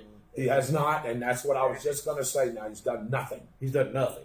That's what I was saying. At Jacksonville, he was a shutdown corner. Woodson. Woodson. They're Charles Woodson. Charles Woodson. Charles Woodson. Could do it. Yeah. And he win the Heisman for nothing. 6. Charles Woodson could play just about any position he wanted to, as far as Do you have some comments that are coming through there about that? you Just- know. All right, I'm going to go on to number 4. This is where me and Byron thought that the Giants got a great pick. Andrew Thomas, the offensive tackle from Georgia. Yes, He's the best tackle in the whole class, in the whole country. mountain of a man. Man, I was hoping he'd slip down where Jacksonville could take him. That did not happen. Great upsize. The kid is 6'7", 330. And the Giants got a great pick there. Number 5. Yeah, fantastic pick. Number 5. I think it's an okay pick. Byron's going to tell you why we think it's an okay pick. It's a great pick to me. And there was a no doubt. It's somewhere Yes, between great. good and great to me. They graded a B. I graded an A. Tua Tagovailoa from Alabama, the quarterback, the Dolphins picked up. They don't understand why he picked him up there. Well, first of all, idiot, he wasn't going to be there and after this first round. Probably not after the first 10 picks. Here's So, the thing to me that Dolphins makes need a quarterback. this is a great pick. The rest of the Dolphins draft. That's Yes. what makes that an excellent pick because they solve their problems completely and utterly in the draft. If the people pan out. He's got good field vision. He's got great accuracy. He was just right behind Joe Burrows in the accuracy department. And to me, he didn't have as much as good of a line as Joe Burrows did at LSU. No, Line LSU, was good, but it wasn't that good. And he still made plays. He's got great arm strength. He's got excellent poise. He's got a great mind. The only thing that I don't like about him is he's injury prone. He goes outside and he tries to run that ball. And as Byron says, you got that 6'3", 230-pound linebacker coming at you. You best go down. He is going. They're going to have to develop him and to just be a pocket passer. Passer. Yeah. Because there's no way that He's going to be able to He's gonna get hurt. take that pounding. he's going to get hurt if he tries to run loose. Let me ask Mitchell something. Okay. And I should have said this 2 picks ago. What do you think about Jeff Okuda? Because we have a cornerback sitting at the desk with us. Mm-hmm. What do you think about Okuda and his skills? Did you see him enough to evaluate it? Not a whole lot. Yeah. Not a whole lot. Okay. But I think he's one of those guys, like you said, he can jam up Yeah. on the line. Yeah. He can come knows up and where- play strong safety, really, in a he's way. smart. Yeah. He knows, hey, after 5 yards, I got to let this guy go, Right. or I'm going to get the hanky thrown on me. So he's really good about that as well, and he's loaded with speed. Right. So I mean, even if someone can get past him a little bit, he's got that ability to make up that ground. You know, I'm probably going to ask you the same question about the yeah, of course. corners. Yeah, because of course. Yeah, I mean, I just play safety as well. Wow. And, I just played safety back in high school. I thought you were a linebacker. No, I wasn't never big enough to be a linebacker. Well, I was only 165 pounds. Oh, Well, that's true. I could probably play defensive tackle for Jacksonville right now. because I went. The Chargers That's just a joke. quarterback. That's just a joke, Dave. No, I can prove it. Y'all want me to prove it to you? The LA Chargers took quarterback Justin Herbert, the quarterback out of Oregon. He's got a B grade. Yep. I like that pick for two reasons here. First of all, he's a West Coast guy. He can stay at home. He can stay. He's from the California area anyway. He can stay there. Played at Oregon. To me, though, I don't think he was the second best quarterback out there, the third best quarterback out there. Me personally, I think he's got the size and the skill to do it. Right. I just think in big games where I seen him at, he didn't make the necessary plays. He looked like he was lost. He looked like he was going in slow motion. What picked him up was that Wisconsin game when they played Wisconsin in the Rose Bowl and accounted for all four of those touchdowns. He's got a great arm. He's not the fastest guy. He doesn't have a lot of athleticism, but for the Chargers, he could probably be a good somebody to work with to put in that role. But he may have to start. I don't know. We'll see. But No Phillip Rivers. In those games that he struggled, you can't put all the blame on him because some of that blame was put on that offensive line for not giving him the protection that he actually needed Right. to get the ball down the field for his wide receivers to open up. Now, here we go. Now, Tyrod Taylor is their quarterback out there now that Rivers left. Mm-hmm. Tyrod Taylor, good quarterback out of Virginia Tech, played at the Bills. Maybe somebody to learn behind. Yeah. Tyrod Taylor's only 30, 31 years old. I was about to say, So he's still been young. in the league a very long time. I mean, like 15 years or something. He's still a young player. All right. The player I wanted Jacksonville to take is right here, and I think Byron will agree. The Panthers. This is an A-plus pick, the first A-plus pick I'll give. Derek Brown, defensive tackle, Auburn. This guy is going to be a force to be reckoned with.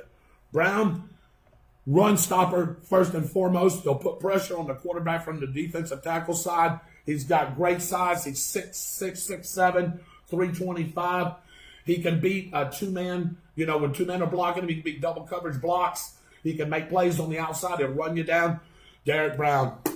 I was having visions of him and Allen Yeah. on the same side of a line going, just causing wreaking havoc. Yeah. Excellent speed, wingspan. That's good. Derek Brown, great pick right there. You agree?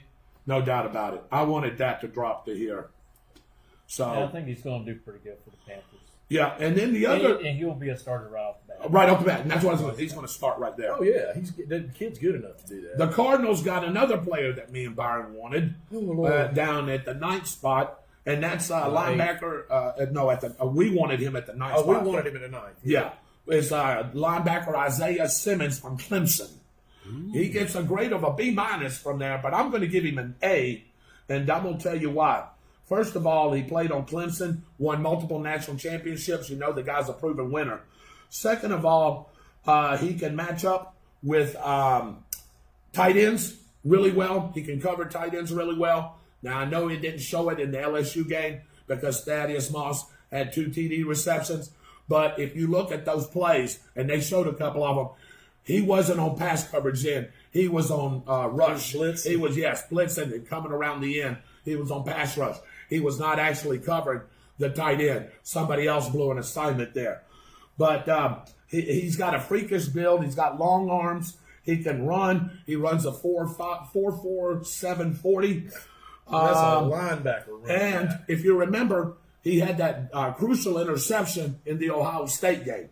Yep. Where remember that athletic play that he made? So, great athlete. Cardinals get a great player. Yeah. I wholeheartedly. What do you think? agree with that. Here's where I had an issue, and I'm going to let you get into this a I little don't think bit. it's a bad pick. Okay. All right. And me, but the more I think about it, I'm okay with it. C.J. Henderson, the corner from Florida. If you would have done this at 20, I wouldn't be having this discussion. I wouldn't with either. on my face. I thought this, but I don't think he was going to be there at 20. But we was hoping he would. I think he would have. The cornerback, C.J. Henderson from Florida. I love him. He's probably another premier shutdown corner. Some people say he's better than Akuda. Oh, he definitely could play on an island. Yeah. If you look at some of the games that he played in, Maybe. I think he's going to do a great job. I don't think it's a bad pick whatsoever by Jacksonville. I don't think don't get me wrong, I don't think he's a bad player. No. The And only for y'all's the only problem that I've got with C.J. Henderson, Dave and Michael, is he doesn't tackle very well. Yeah, that's He's not a big time tackler. I've seen him miss 3 or 4 crucial tackles in the LSU game that probably could have propelled Florida to win. As far as covering a receiver, cover you like a blanket. But I worry about his tackling don't work there. with him on that. I just didn't like the Jaguars taking him at that pick. I thought that they could have got the Becton kid or the Wills kid, and even the Ruggs kid, for that matter, right behind it. C.J. Henderson, good pick. I don't like it. I want to hear what Jaguar fans got to say because I didn't particularly like that pick right there. But you got your good corner anyway. The Browns, the Cleveland Browns, Dave, your other team. Yeah. Offensive tackle, Jedrick Wills, Alabama. How about that? Yeah. Shoring up that offensive line to help Baker Mayfield out so he's not on his ass all the time. That's who the Bengals needed. Great. Yeah. I mean, great Yes. line. That's who the Bengals need. He's a mauler and a natural finisher.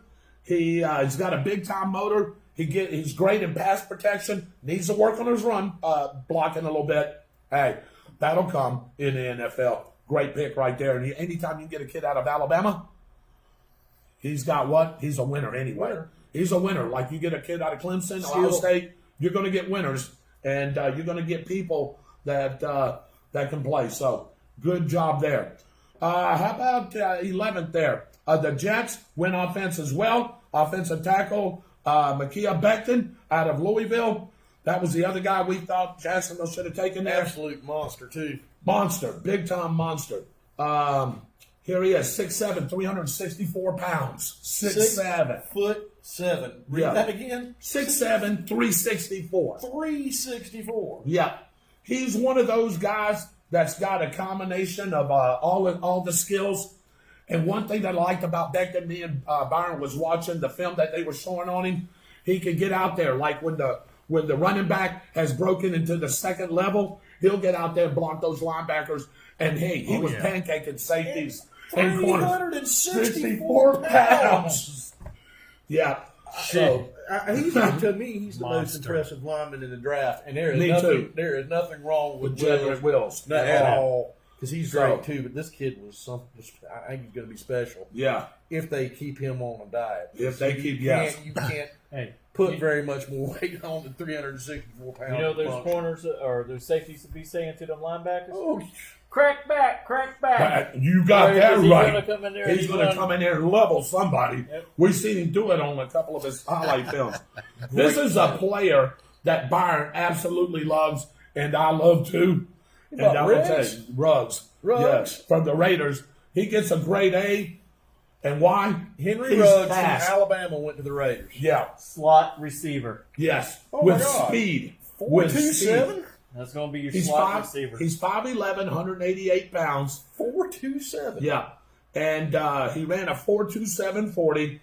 He's big enough to take the impact. He's tough. And I think he can handle the press coverage that's going to be on him. He's He gets 5'11", right? 5'11". So you go 188. look at someone like Wes Walker, Cole Beasley, that type of style. You're looking at Byron Wide Bagwell receiver. is what you're looking at. Right. He's as tall as I am. Right. Hey, what was the only thing about Byron that we didn't like? His route running.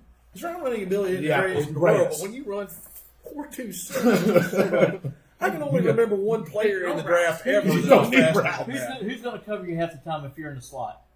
Who's going to pick Linebacker. you up? Well, linebacker. Yeah, Linebacker's generally. gonna- Yeah, or strong you think safety. a linebacker's going to be able to cover someone with 4.2? I don't even think a strong safety, unless he's fast, is going to be able to cover. No. Cutting a post route? Well, yeah. No. Or That's how not about gonna happen. how about faking? Hey, how about faking it and running a flag Good to the idea. outside? You're not going to get turned around fast enough. That kid's already by you. Great pick, Raiders. The Buccaneers. What Byron said. Oh. Hellacious draft. Hellacious and free agency. Free agency and draft Oh, my are great gosh. for them. This And is they a- just picked up, and before you get into that, got Byron, Gronk. and just got Gronk, which I thought Byron was going to just say right there. got You Gronk. got Evans, Gronk, the other receiver on the other side. Okay, you got Brady, you got the running backs. Defense needs to shore up a little bit. However, they're smart. They're working on their offensive line. Me and Byron gave this guy This guy's probably. We we just said we this. could- Becton was great. Listen to this about this guy. Yeah. Buccaneers select offensive tackle Tristan Wirfs out of Iowa. This kid right here, 6'5", 320. And me and Byron watched this guy. There was a couple of other guys pancaking people all day long, wasn't we? And we're talking about Big Ten players, Michigan players, Ohio State players, And I'm not Nebraska talking, we're not players. talking about running backs. No, we're talking not. about defensive linemen. He was No. pancake blocking off Yeah. defensive Defensive linemen, yeah, and ends.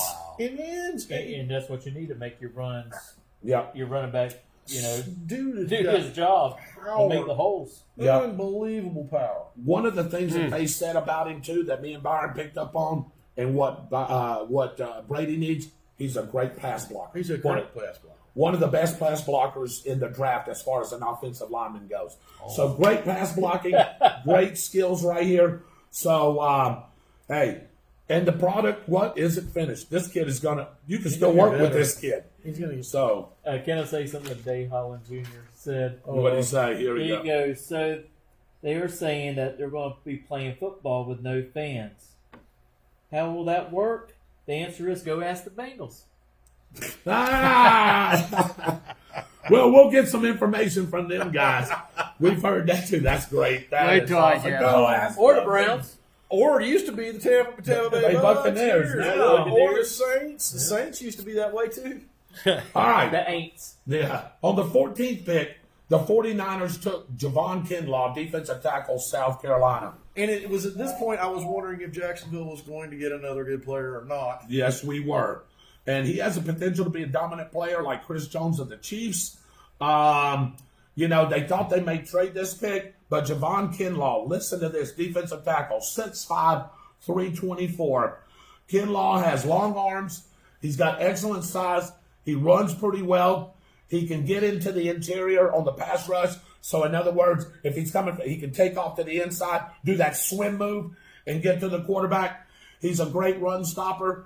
The only thing with him sometimes that they say is sometimes he doesn't lock his body right, and some tackles, offensive tackles, get him, and they are able to not shuck him and able to knock him down. So he'll work on that. But hey, great pick right there. 15th pick, the Broncos. Michael Heater's team, the wide receiver Jerry Jeudy, Alabama. Love the pick right there. I don't know what else to say, Byron. Do you want to say that? Yeah, the best route runner in college football. Yes. The best route runner in this Yes. draft. Not the best athlete, No. but probably one of the smartest wide receivers out there. What a great pick. What they say, the best smooth and 49ers. polished route runner that you said in the last 20 years, right? Yeah. The last 20 years of the draft, there has been some great receivers. Yeah, and I agree. And I think one of the, since you opened this door, let me go ahead and just jump in here like that. Sure. I think That's what what- you're going to see now is that they're going to turn around now and they're going to work on fortifying the offensive line to give the QB the time it gets to get the ball to him so that he can do these routes. So Yeah. I think this was kind of like what you were saying earlier, Byron, was, they made the choice, made the draft, Right. and now they're going to kind of regress slightly and start building the wall Right. around the draft pick in order Yeah. to Yeah, solidify but the Broncos offensive- need Elway to come out of retirement. Retirement, yeah, is going to No, be their no, savior. no, they absolutely do not. What they need to do though is with this draft. I mean, Totally. with all due respect, you don't need a flashy quarterback. You need someone who's consistent and dependable. He can make the moves once he gets the ball. It's solidifying the offensive line. you don't need protect a the guy- quarterback to get him. The Peyton kid, what's his name? Peyton Harris. The kid from Memphis that's quarterbacking him right now. He's a good quarterback. He's not bad. No, they just need to solidify some pieces like Michael Say I to was- that, and- and and they'll I- have a couple of weapons. Seriously, guys, I was picking at Michael. I was They've too. He got was. a decent quarterback. It Yeah. really He did. he It does, really and did. I think what you're going to see is that that's going to turn into a. I think that you'll be surprised. I think the Broncos, if they play their cards right and they really work in the offseason, I think they're going to become a real. I'm not going to call them a powerhouse, but I think they're going to make some marked improvements as they go through the season. This year instead of 3-2 or 3 and whatever. Yeah. Listen, hey, I'm telling you, Yeah. I'll give them a winning season.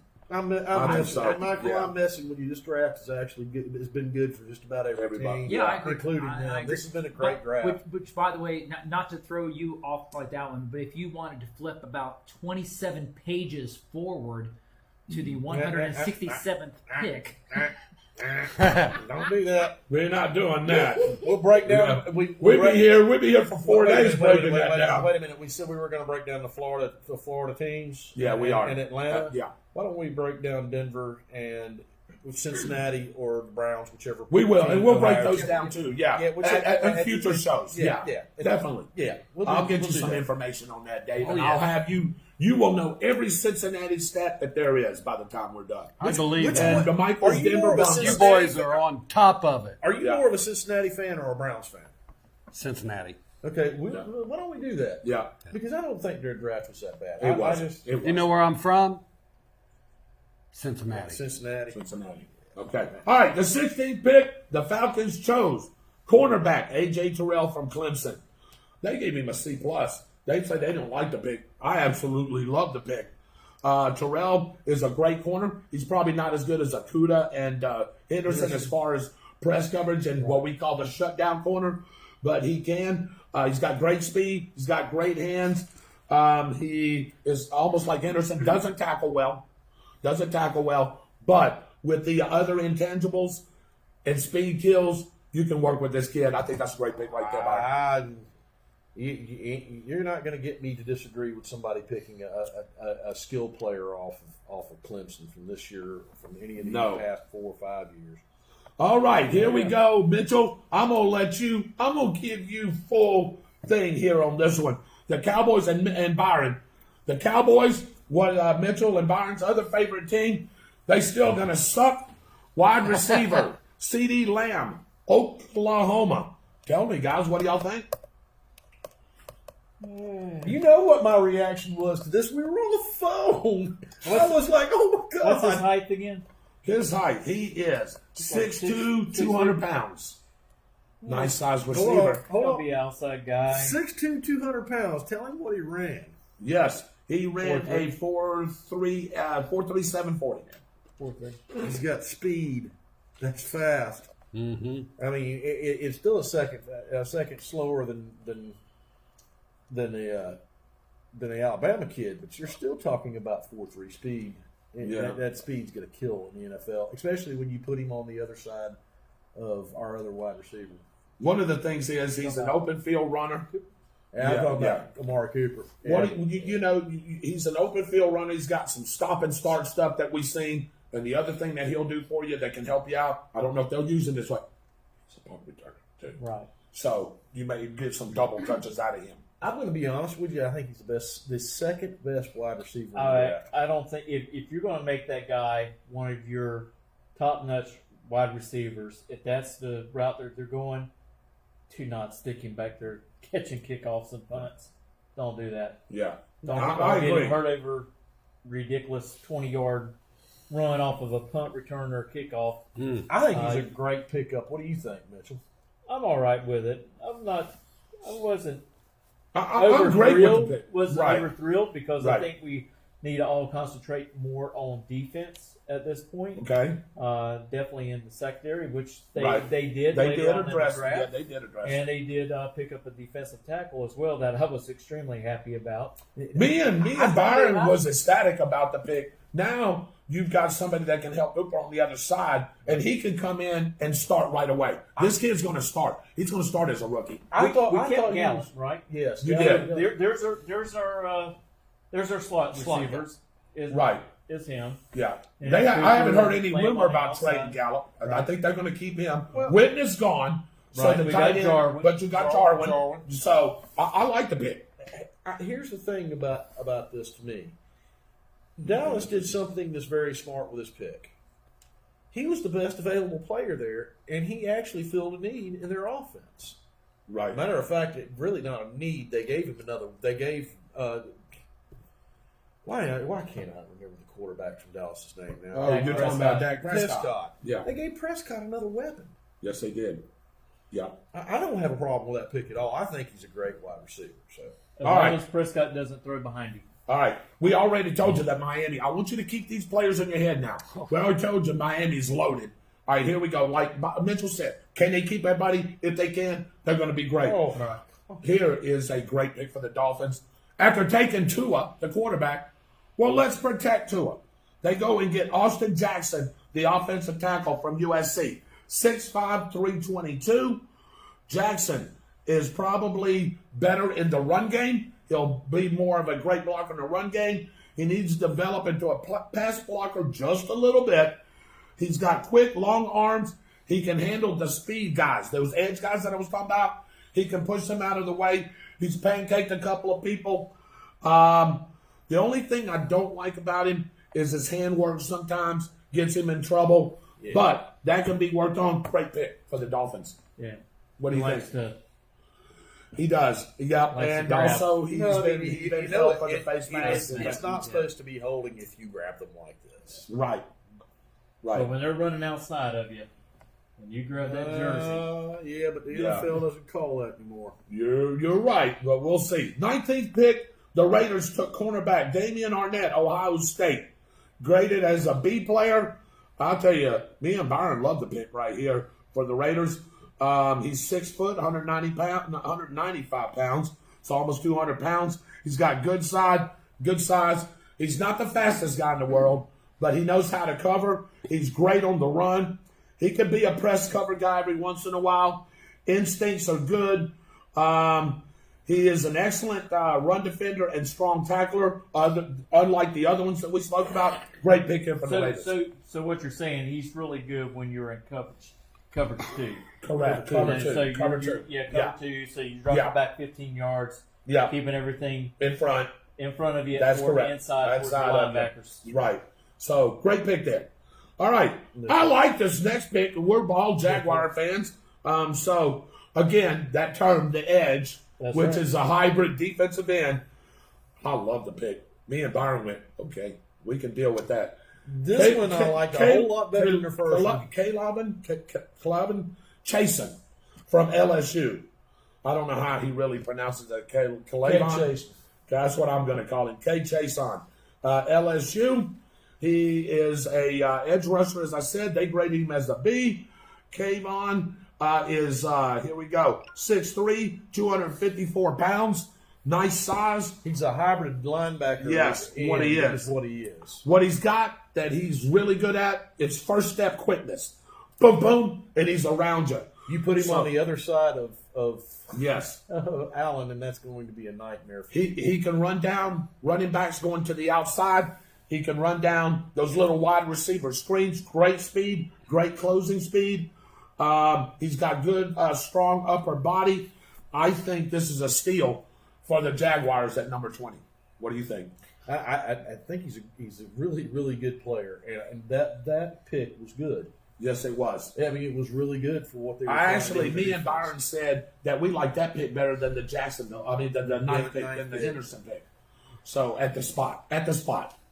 So we'll I see. would have been happier if they would have taken him at the 9th pick and Henderson at the 20th pick. Yeah. But it wasn't going to happen because Henderson wasn't going to last. No, they got the player that they wanted, but they didn't get him in the spot they wanted. The only way he would have lasted if you knew the other teams in front of you were all looking for offensive talent. There was two more cornerbacks picked up. Right. After Yeah. that pick. So- So.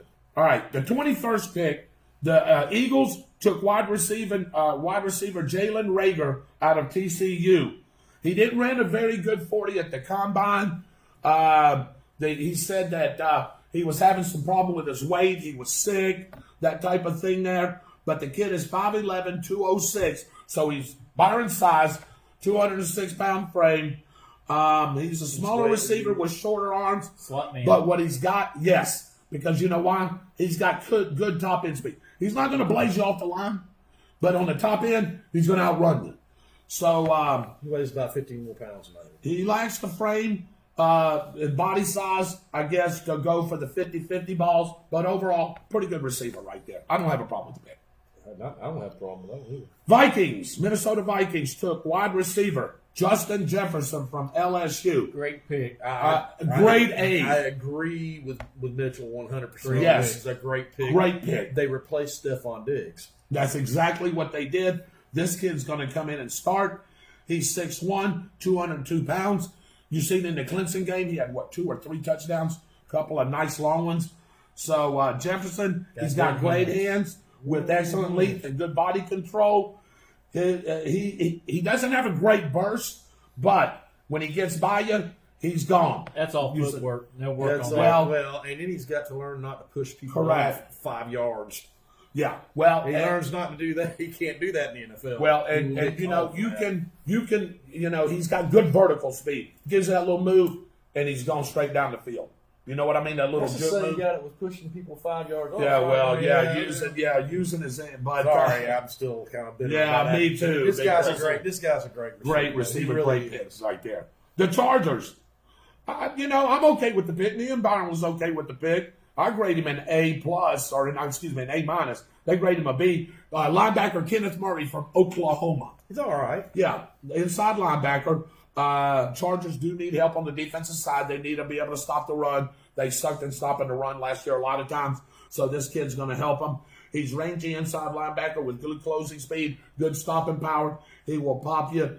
He's like I said, he can be an effective pass rusher, and he'll be able to, if you need a spot like a Mahomes or who's the kid from Lamar Jackson from the Ravens. You know, those type of guys. He's a guy that can do that can spy those type of guys. He's got the speed in the hands to do I don't that. know what they're going to do with the Ravens this year, but that's another story Yeah. we're going to talk about shortly with them. Here's the kid that cried on television right here.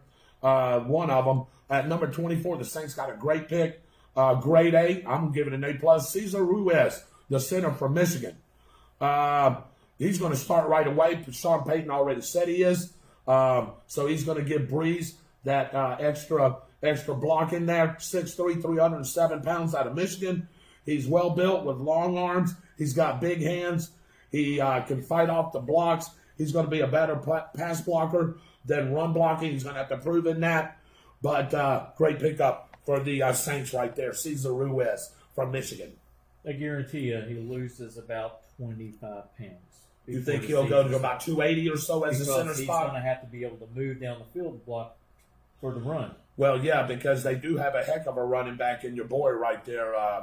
What's his name from Tennessee? Kamara? Kamara. He's got to be able to move people and use them legs to He's a- get down the field. He's got the potential. That's a great pick from them. I agree with him too. All right, here's Michael Heater's other team, the San Francisco 49ers. They take wide receiver Brandon Ayuk from Arizona State. They give him a B+. I give it an A. Me and Byron really, really dissected this. Ayuk is 6 foot, 205 pounds. He's an average route runner, but he can separate from man-to-man coverage, can't he? Did you see some of that highlight? Me and Byron's like, wow. Got good hands. He's good on the shorter routes. He's good on the long routes. And he also is going to be an impact in the return game. He's a punt returner and a kickoff returner, like they said, like Mitchell said, if you decided using in that threat. So what do you think about Brandon Ayuk there in your 49ers? I was more leaning towards the big numbers. I gave him a B, and let me explain why. What you're describing is spot on. He's excellent ball control, especially on the punt return. Right. I'm not convinced that he is going to be the right fit at this point. For the 49ers? Yeah, I call it a gut feeling. I Right. just think that I think they made a good call by drafting him, and I think they made a good call for down the road. You just don't know if he's going to be that impact player right away? No, I don't believe he is. And Okay. I think, Sometimes it takes a while for these Yeah. players and to catch I on, can too. appreciate Yeah. that, but I really think that I don't know. Looking at what was available at the time of it, going over the numbers and looking at the names like that one, I would not. He would not have been my pick at this point. Right. That being said, depending on how they progress and how they build things up, it could work out very well for them. I was not totally convinced. So for me, it was a B. It was a B choice, a B pick for me. The 6 foot distancing. Yes, we're doing it. Yeah. Across. There you go. There you go, Tommy. We're doing it, brother. It's good to hear from you. Good to see you. Hope you're listening. Hope you liking the breakdown on the draft. On the 26th pick, hey, I didn't like the pick at I'm going first. to get me a shirt made up that's going to get me in trouble over that one. Yeah, Aaron I already hear tell you. Yeah. Me and you, was we in love with this pick right here? We wasn't really in love with it, but You no wasn't pun intended. You wasn't in love with love. No. The Packers took quarterback Okay. Jordan Love. However, we thought about it and go, Dave, how many more years can Aaron Rodgers quarterback the Green Bay Packers? And they have a history of doing this. Yes, they do. They build their quarterbacks up. Think about who was there before Aaron Rodgers got there and how good he was. Now, he was talking about retirement, and Aaron Rodgers is not. Right. But this could be great for them. Aaron Rodgers Yeah. doesn't have much more years left. The only thing with 3 or Aaron 4. Rodgers, the only thing with Aaron Rodgers that I hope he think- does, I hope Listen, they'll sorry. force him to do, and maybe in his heart he'll do, is that he'll teach his kid. Sure. You know what I mean? He's No, he'll a definitely funny take him guy. to be his He's a mentor. funny guy. He not very sociable per se, but hopefully he'll teach his kid. I think he's a great football player. Jordan Love has good size, strong arm.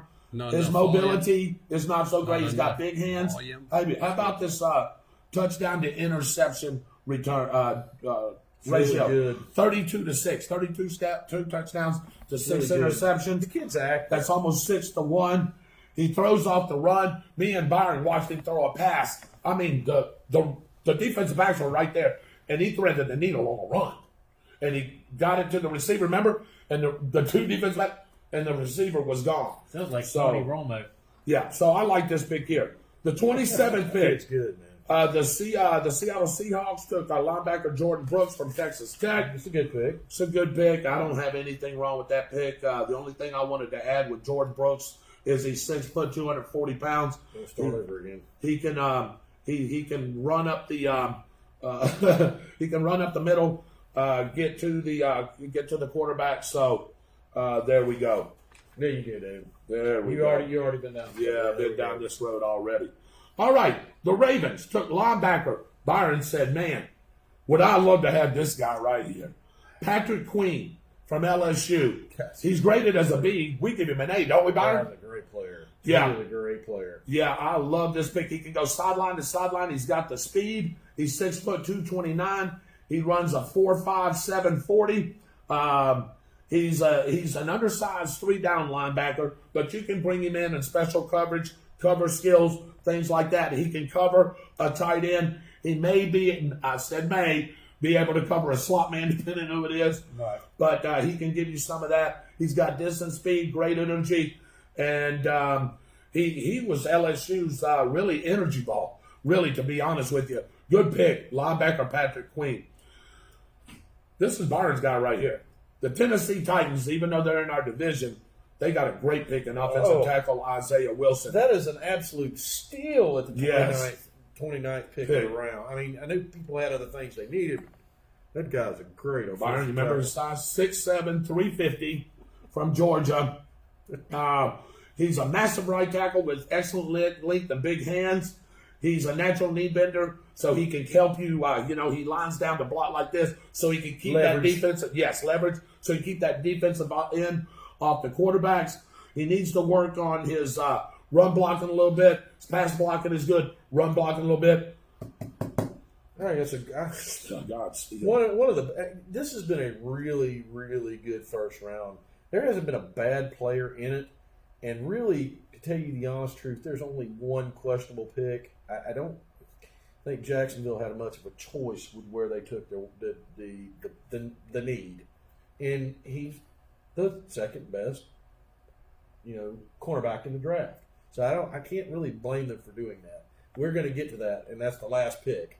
Yeah, the Dolphins at 30, again, that's 3 picks in the first round, already loading up. Cornerback Noah Igabini from Auburn, graded A+. He thinks that he's the best corner in the draft. I tell you, he's a good ball player. The only Let's thing, just say he's in good company. 5'10", Those three really were so close. It's hard Yeah, to it tell was. which one, It was. which one of them was better. He's 5'10", 198 pounds. To me. Noah, Noah may be What? able to separate some of that and get into that better than I can because I know Yeah. the basics of the position, but I don't. He's 5'10". He's 5'10", 198 pounds. Let's call it 200 pounds. He is a great tackler, and he's a track guy. He was a track guy before he became a football player. He runs a 4.3 240. That sounds familiar. Yes, it does. He has a pass. The only thing with him, sometimes he's a solid tackler. He's an aggressive run defender. He'll be a press cover guy, but the problem is he had some interceptions in his hands that he's dropped. You know what I mean? That right there. It's, you go, oh, man, my bad. If they hits you on the ball Right. all the time, You gotta no put some pine Pine tar on his Yeah. hand. No offense, if you could catch the ball as a quarterback all the time, you wouldn't be playing quarterback. You'd play a wide receiver. You got that right. I mean, that's the old adage to it. Yeah. I'm not saying anything against you, Mitchell. The Vikings at the 31st pick got cornerback Jeff Gladney of TCU. Grade B. I like this pick. There is no doubt 5'10", 191 from TCU. First of all, he plays in the Big 12, where all they do is run offense anyway. So if you're getting looked at as a defensive player in the Big 12, you're doing something. Right. Well, He's first team. Yeah, first team, all Big 12. Yeah, there you go. Because they do what on defense? Yeah. Suck. So, bigger receivers giving problem at times, but he's a good tackler. He'll jump and read the ball. It's a great pick. He's just what do they call those? Natural playmakers. He will make a play happen. Good pick. And then on the last one, and I'm going to stop right here for the night, gentlemen. Yeah, because you're going to have to, because we're going to have a discussion about this. So, anyway, then we're going to do round 2 on Tuesday. We'll get into a little bit of round 2 Tuesday. Let's do round 2. Yeah, we're going to go through that. round 2 because, and I'm going to go. I'm going to read over the picks next on Tuesday. But the Chiefs, your Super Bowl champ, that's been spelt that like that before. You know that? Well, the chefs with that pick. Yeah, the Chiefs took running back. Michael, listen to this: Clyde Edwards-Helaire from LSU. He is the 4th best running back in the draft. I think so too. And look how far we went through the draft before the first running back was picked Well, up. Yeah, I mean, and that's just not to me. That was to some of the draft analysts were saying he was the 3rd or the 4th best running back in the draft. Why would you do that at that pick? I don't care. I don't care if you are the Super Bowl champions. Why are you taking that risk with that pick? yeah, and look, we heard them say, the Kansas City Chiefs they're just filling in holes. I would have filled in another hole better than this player right here. Another running back. Do you? say, Yeah. He's at the LA Rams right I would now. have been throwing shoes at TVs if Yeah. that happened, and you keep your mouth shut about the LA Rams pick because we're going to talk. Yeah, about we're that going to too. talk about that too. So I won't even mention that. about that. I won't even mention that. Hilaire, look, man, I'm not. He's a good running back. Oh, I don't know. please We're don't- not. please Please don't don't take that, Chief fans. No. Absolutely not. He's a good running Yes, back. he He's is. just not the best running back in his draft. You got to No. think. You got to think about the running backs. J.K. Dobbins, Cam Akers. There was Cam Akers would have been a Yeah. Oh pick. my Yeah. God. That Cam was- Akers would have been a great running back for any team. DeAndre Swift was DeAndre there. Swift was Was the other. there? Yes. Look, guys, and the reason I'm saying that is not because I'm an FSU person. No. It's because I've had experience watching this guy play for 3 years. Oh, he can make moves. Yeah. Great He tackle. ran Yeah. the way he did with a Swiss cheese line. Yes. He is an incredible player. I was saying that about Dalvin Cook too, and nobody believed me when I was saying it. And Dalvin Cook's the best running back in the NFL right now. Right. That's true. So there you go. That's your first round picks right there. We'll take round 2 on Tuesday. Thank you guys for joining in. I hope that you was able to watch the draft. If not, go back and catch the replays because I can tell you, Sports Center is going to play it over and over and over. So I hope your team got their pick. We're going to start off with that number 33 pick. Me and Byron on Tuesday. Love this pick. I'm not going to Yeah. be here. You are going to be here. You just said you and Byron. were talking Well, about it. because you see, we're making him Swiss cheese we're again. going to make you into I Swiss want cheese. his input because I want both of y'all's inputs on the Yeah. corners and the safety stuff. Yeah. Because Yeah. I And we're going to give it to literally you. don't know a whole lot about the positions. Yeah. You know on the what? basics. You know what it is? What? They don't make much money. Is what they should make. See, that's the thing right there. They don't get talked about unless you're a. They're just about as important skill player as a wide receiver. But you know what, though? There is- But you know what? They should be even higher skilled to me than the receiver. They are. Why? Yeah. I mean, to me, they should You get gotta be paid able- like it. You got to be able to read coverages. The receiver knows where he's going. The defensive back doesn't. You know But what? when you can instinctively do that and go with that receiver, that's instincts you can't teach. You can't teach that. You've got to know that. You've got to know what that receiver's making that cut. Have you ever watched a college game or a high school game, and you got the corners and the safeties, your defensive backs? Mm-hmm. Yep. They are further back, and they can see back into the field of play. To backfield, Back- sure. You know who the best players are? Those are the ones who can say, "It's a run" as soon as they see it. It's Yeah. a run. Yep. To tell the linebackers, "Hey, it's a run left. It's a run right." Yeah. Well, it's They called do. communication. Right. You know who's usually good at that position? And let me tell you what, because I used to do it. Free safety. The free safety is the guy Because right he's there. looking at he sees He's everything. everything. And there's a lot of linebackers that do that too. Yeah. You get free safeties and linebackers, and sometimes you get some corners that do that, and they'll see the play coming before it comes Because you see how everybody's blocking, Right.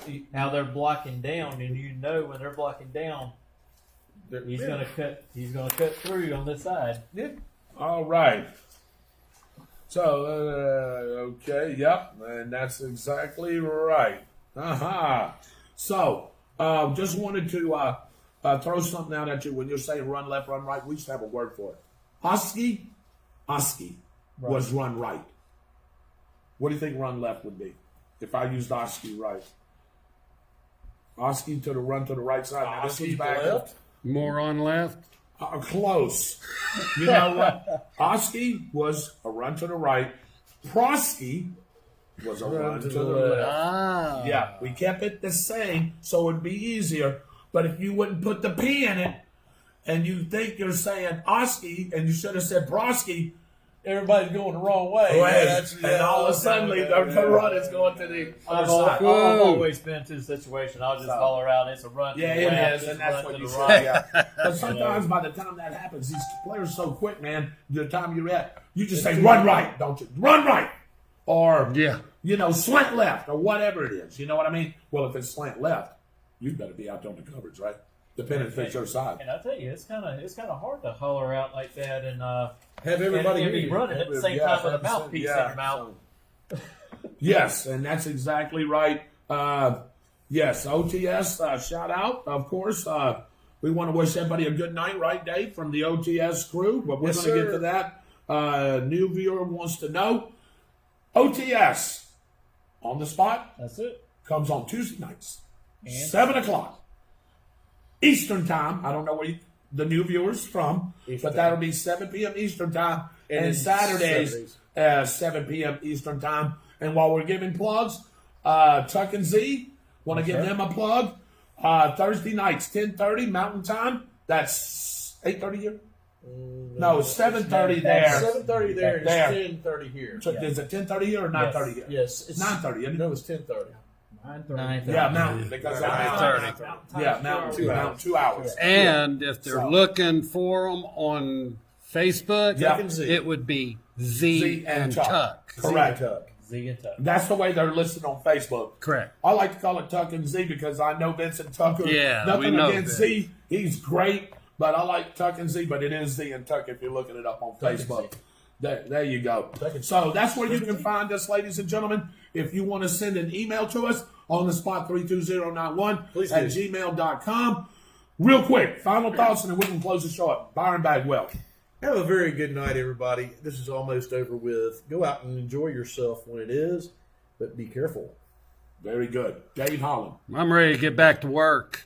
Ready to get back to work. Sounds good to me. Dave, if you know, Airy Business, not open for business right now. They're in there cleaning up, trying to get everything ready. You're just waiting on the word, right, Dave? That's the word. Just as soon as the word opens up, man, ba-boom. Haircuts are There's a lot of flying. desperate people out there with haircuts. Imagine Yes. we're going to have a line. I'm one of Just them. stay 6 feet away. There you go.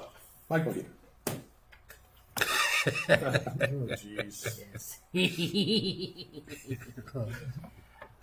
As the COVID-19 situation winds down and we start moving into more important other important topics as we go, one of the areas that we would like to address, of course, is is our own concerns about conservation and the environment. So we would like to formally and officially extend an invitation to Paul Still to join us on the show. We've emailed him. He hasn't gotten back to us yet. Paul, I'm sure you're paying attention like that. We'd love to have you on the show to talk about some of the concerns that you've got with the environment, the Sampson Lake community, even maybe hit on a little bit about the phosphate mining and that sort of thing like that one. And not just Paul, anybody. We encourage everyone that has an opinion, has a voice. Please. Come on the show. Talk about it. We invite you. We've had guests on, everybody from Bob Milner, Gordon Smith, our sponsors. We have a great team here, but the team is only as good as the community, the families, and the group that comes together. We invite you on the show. If you're interested in joining us for an episode, give us an email on the spot 32091 at gmail.com. I want to back up something real quick, what you said right there, Michael. Absolutely. Hey, come on the show. I promise you, you've got my word, my honest word, looking directly into the camera. You will not get chastised on this show. You will not get ridiculed. If any of these gentlemen, to include myself, do that, we will absolutely remove ourselves from that. But I can tell you right now, this gentleman right here is a gentleman. You may see him.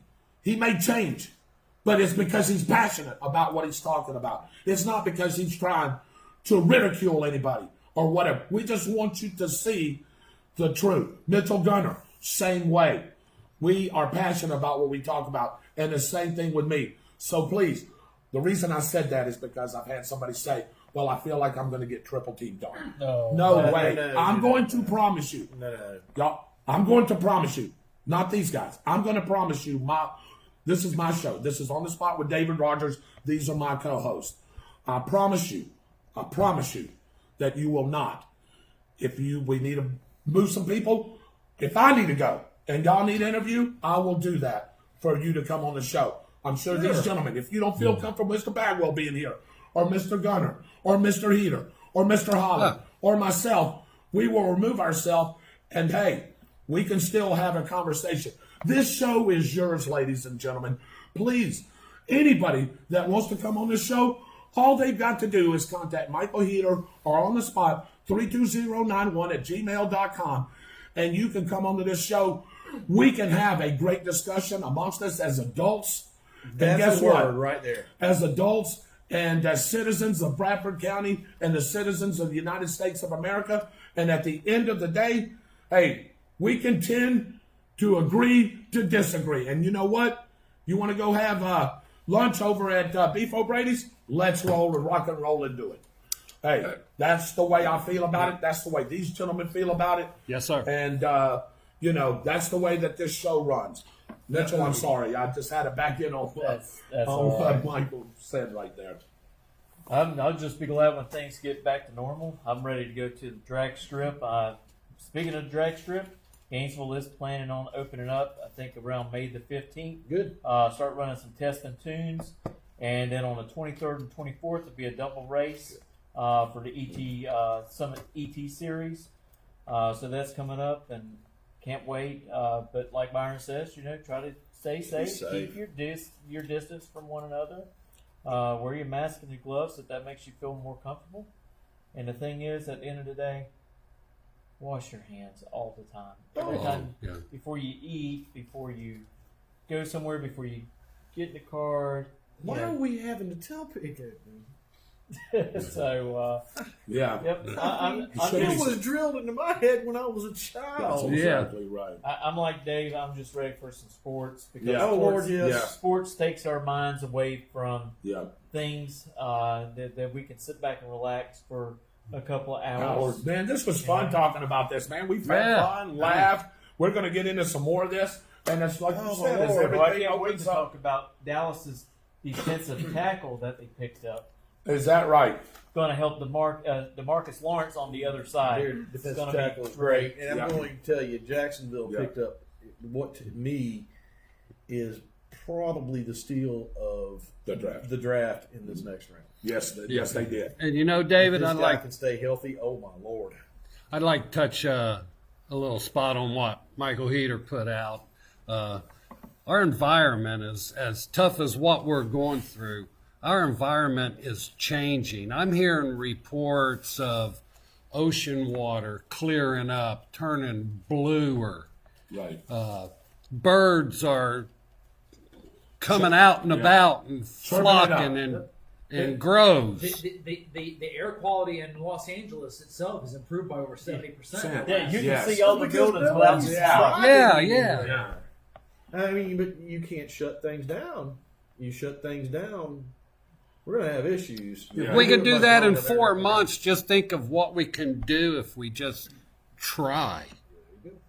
All right. Again, I'm going to shut the show down, ladies and gentlemen. My final thoughts sort of just backed up what Michael and all you guys were saying. If you want to be a guest, just come on. Amen. No problems. Just let us know. Give us a little bit of warning so we can put you out there. I'd love to put, hey, Paul Steele's going to be on the show to talk about the environmental issues over here at Sampson Lake, or whatever.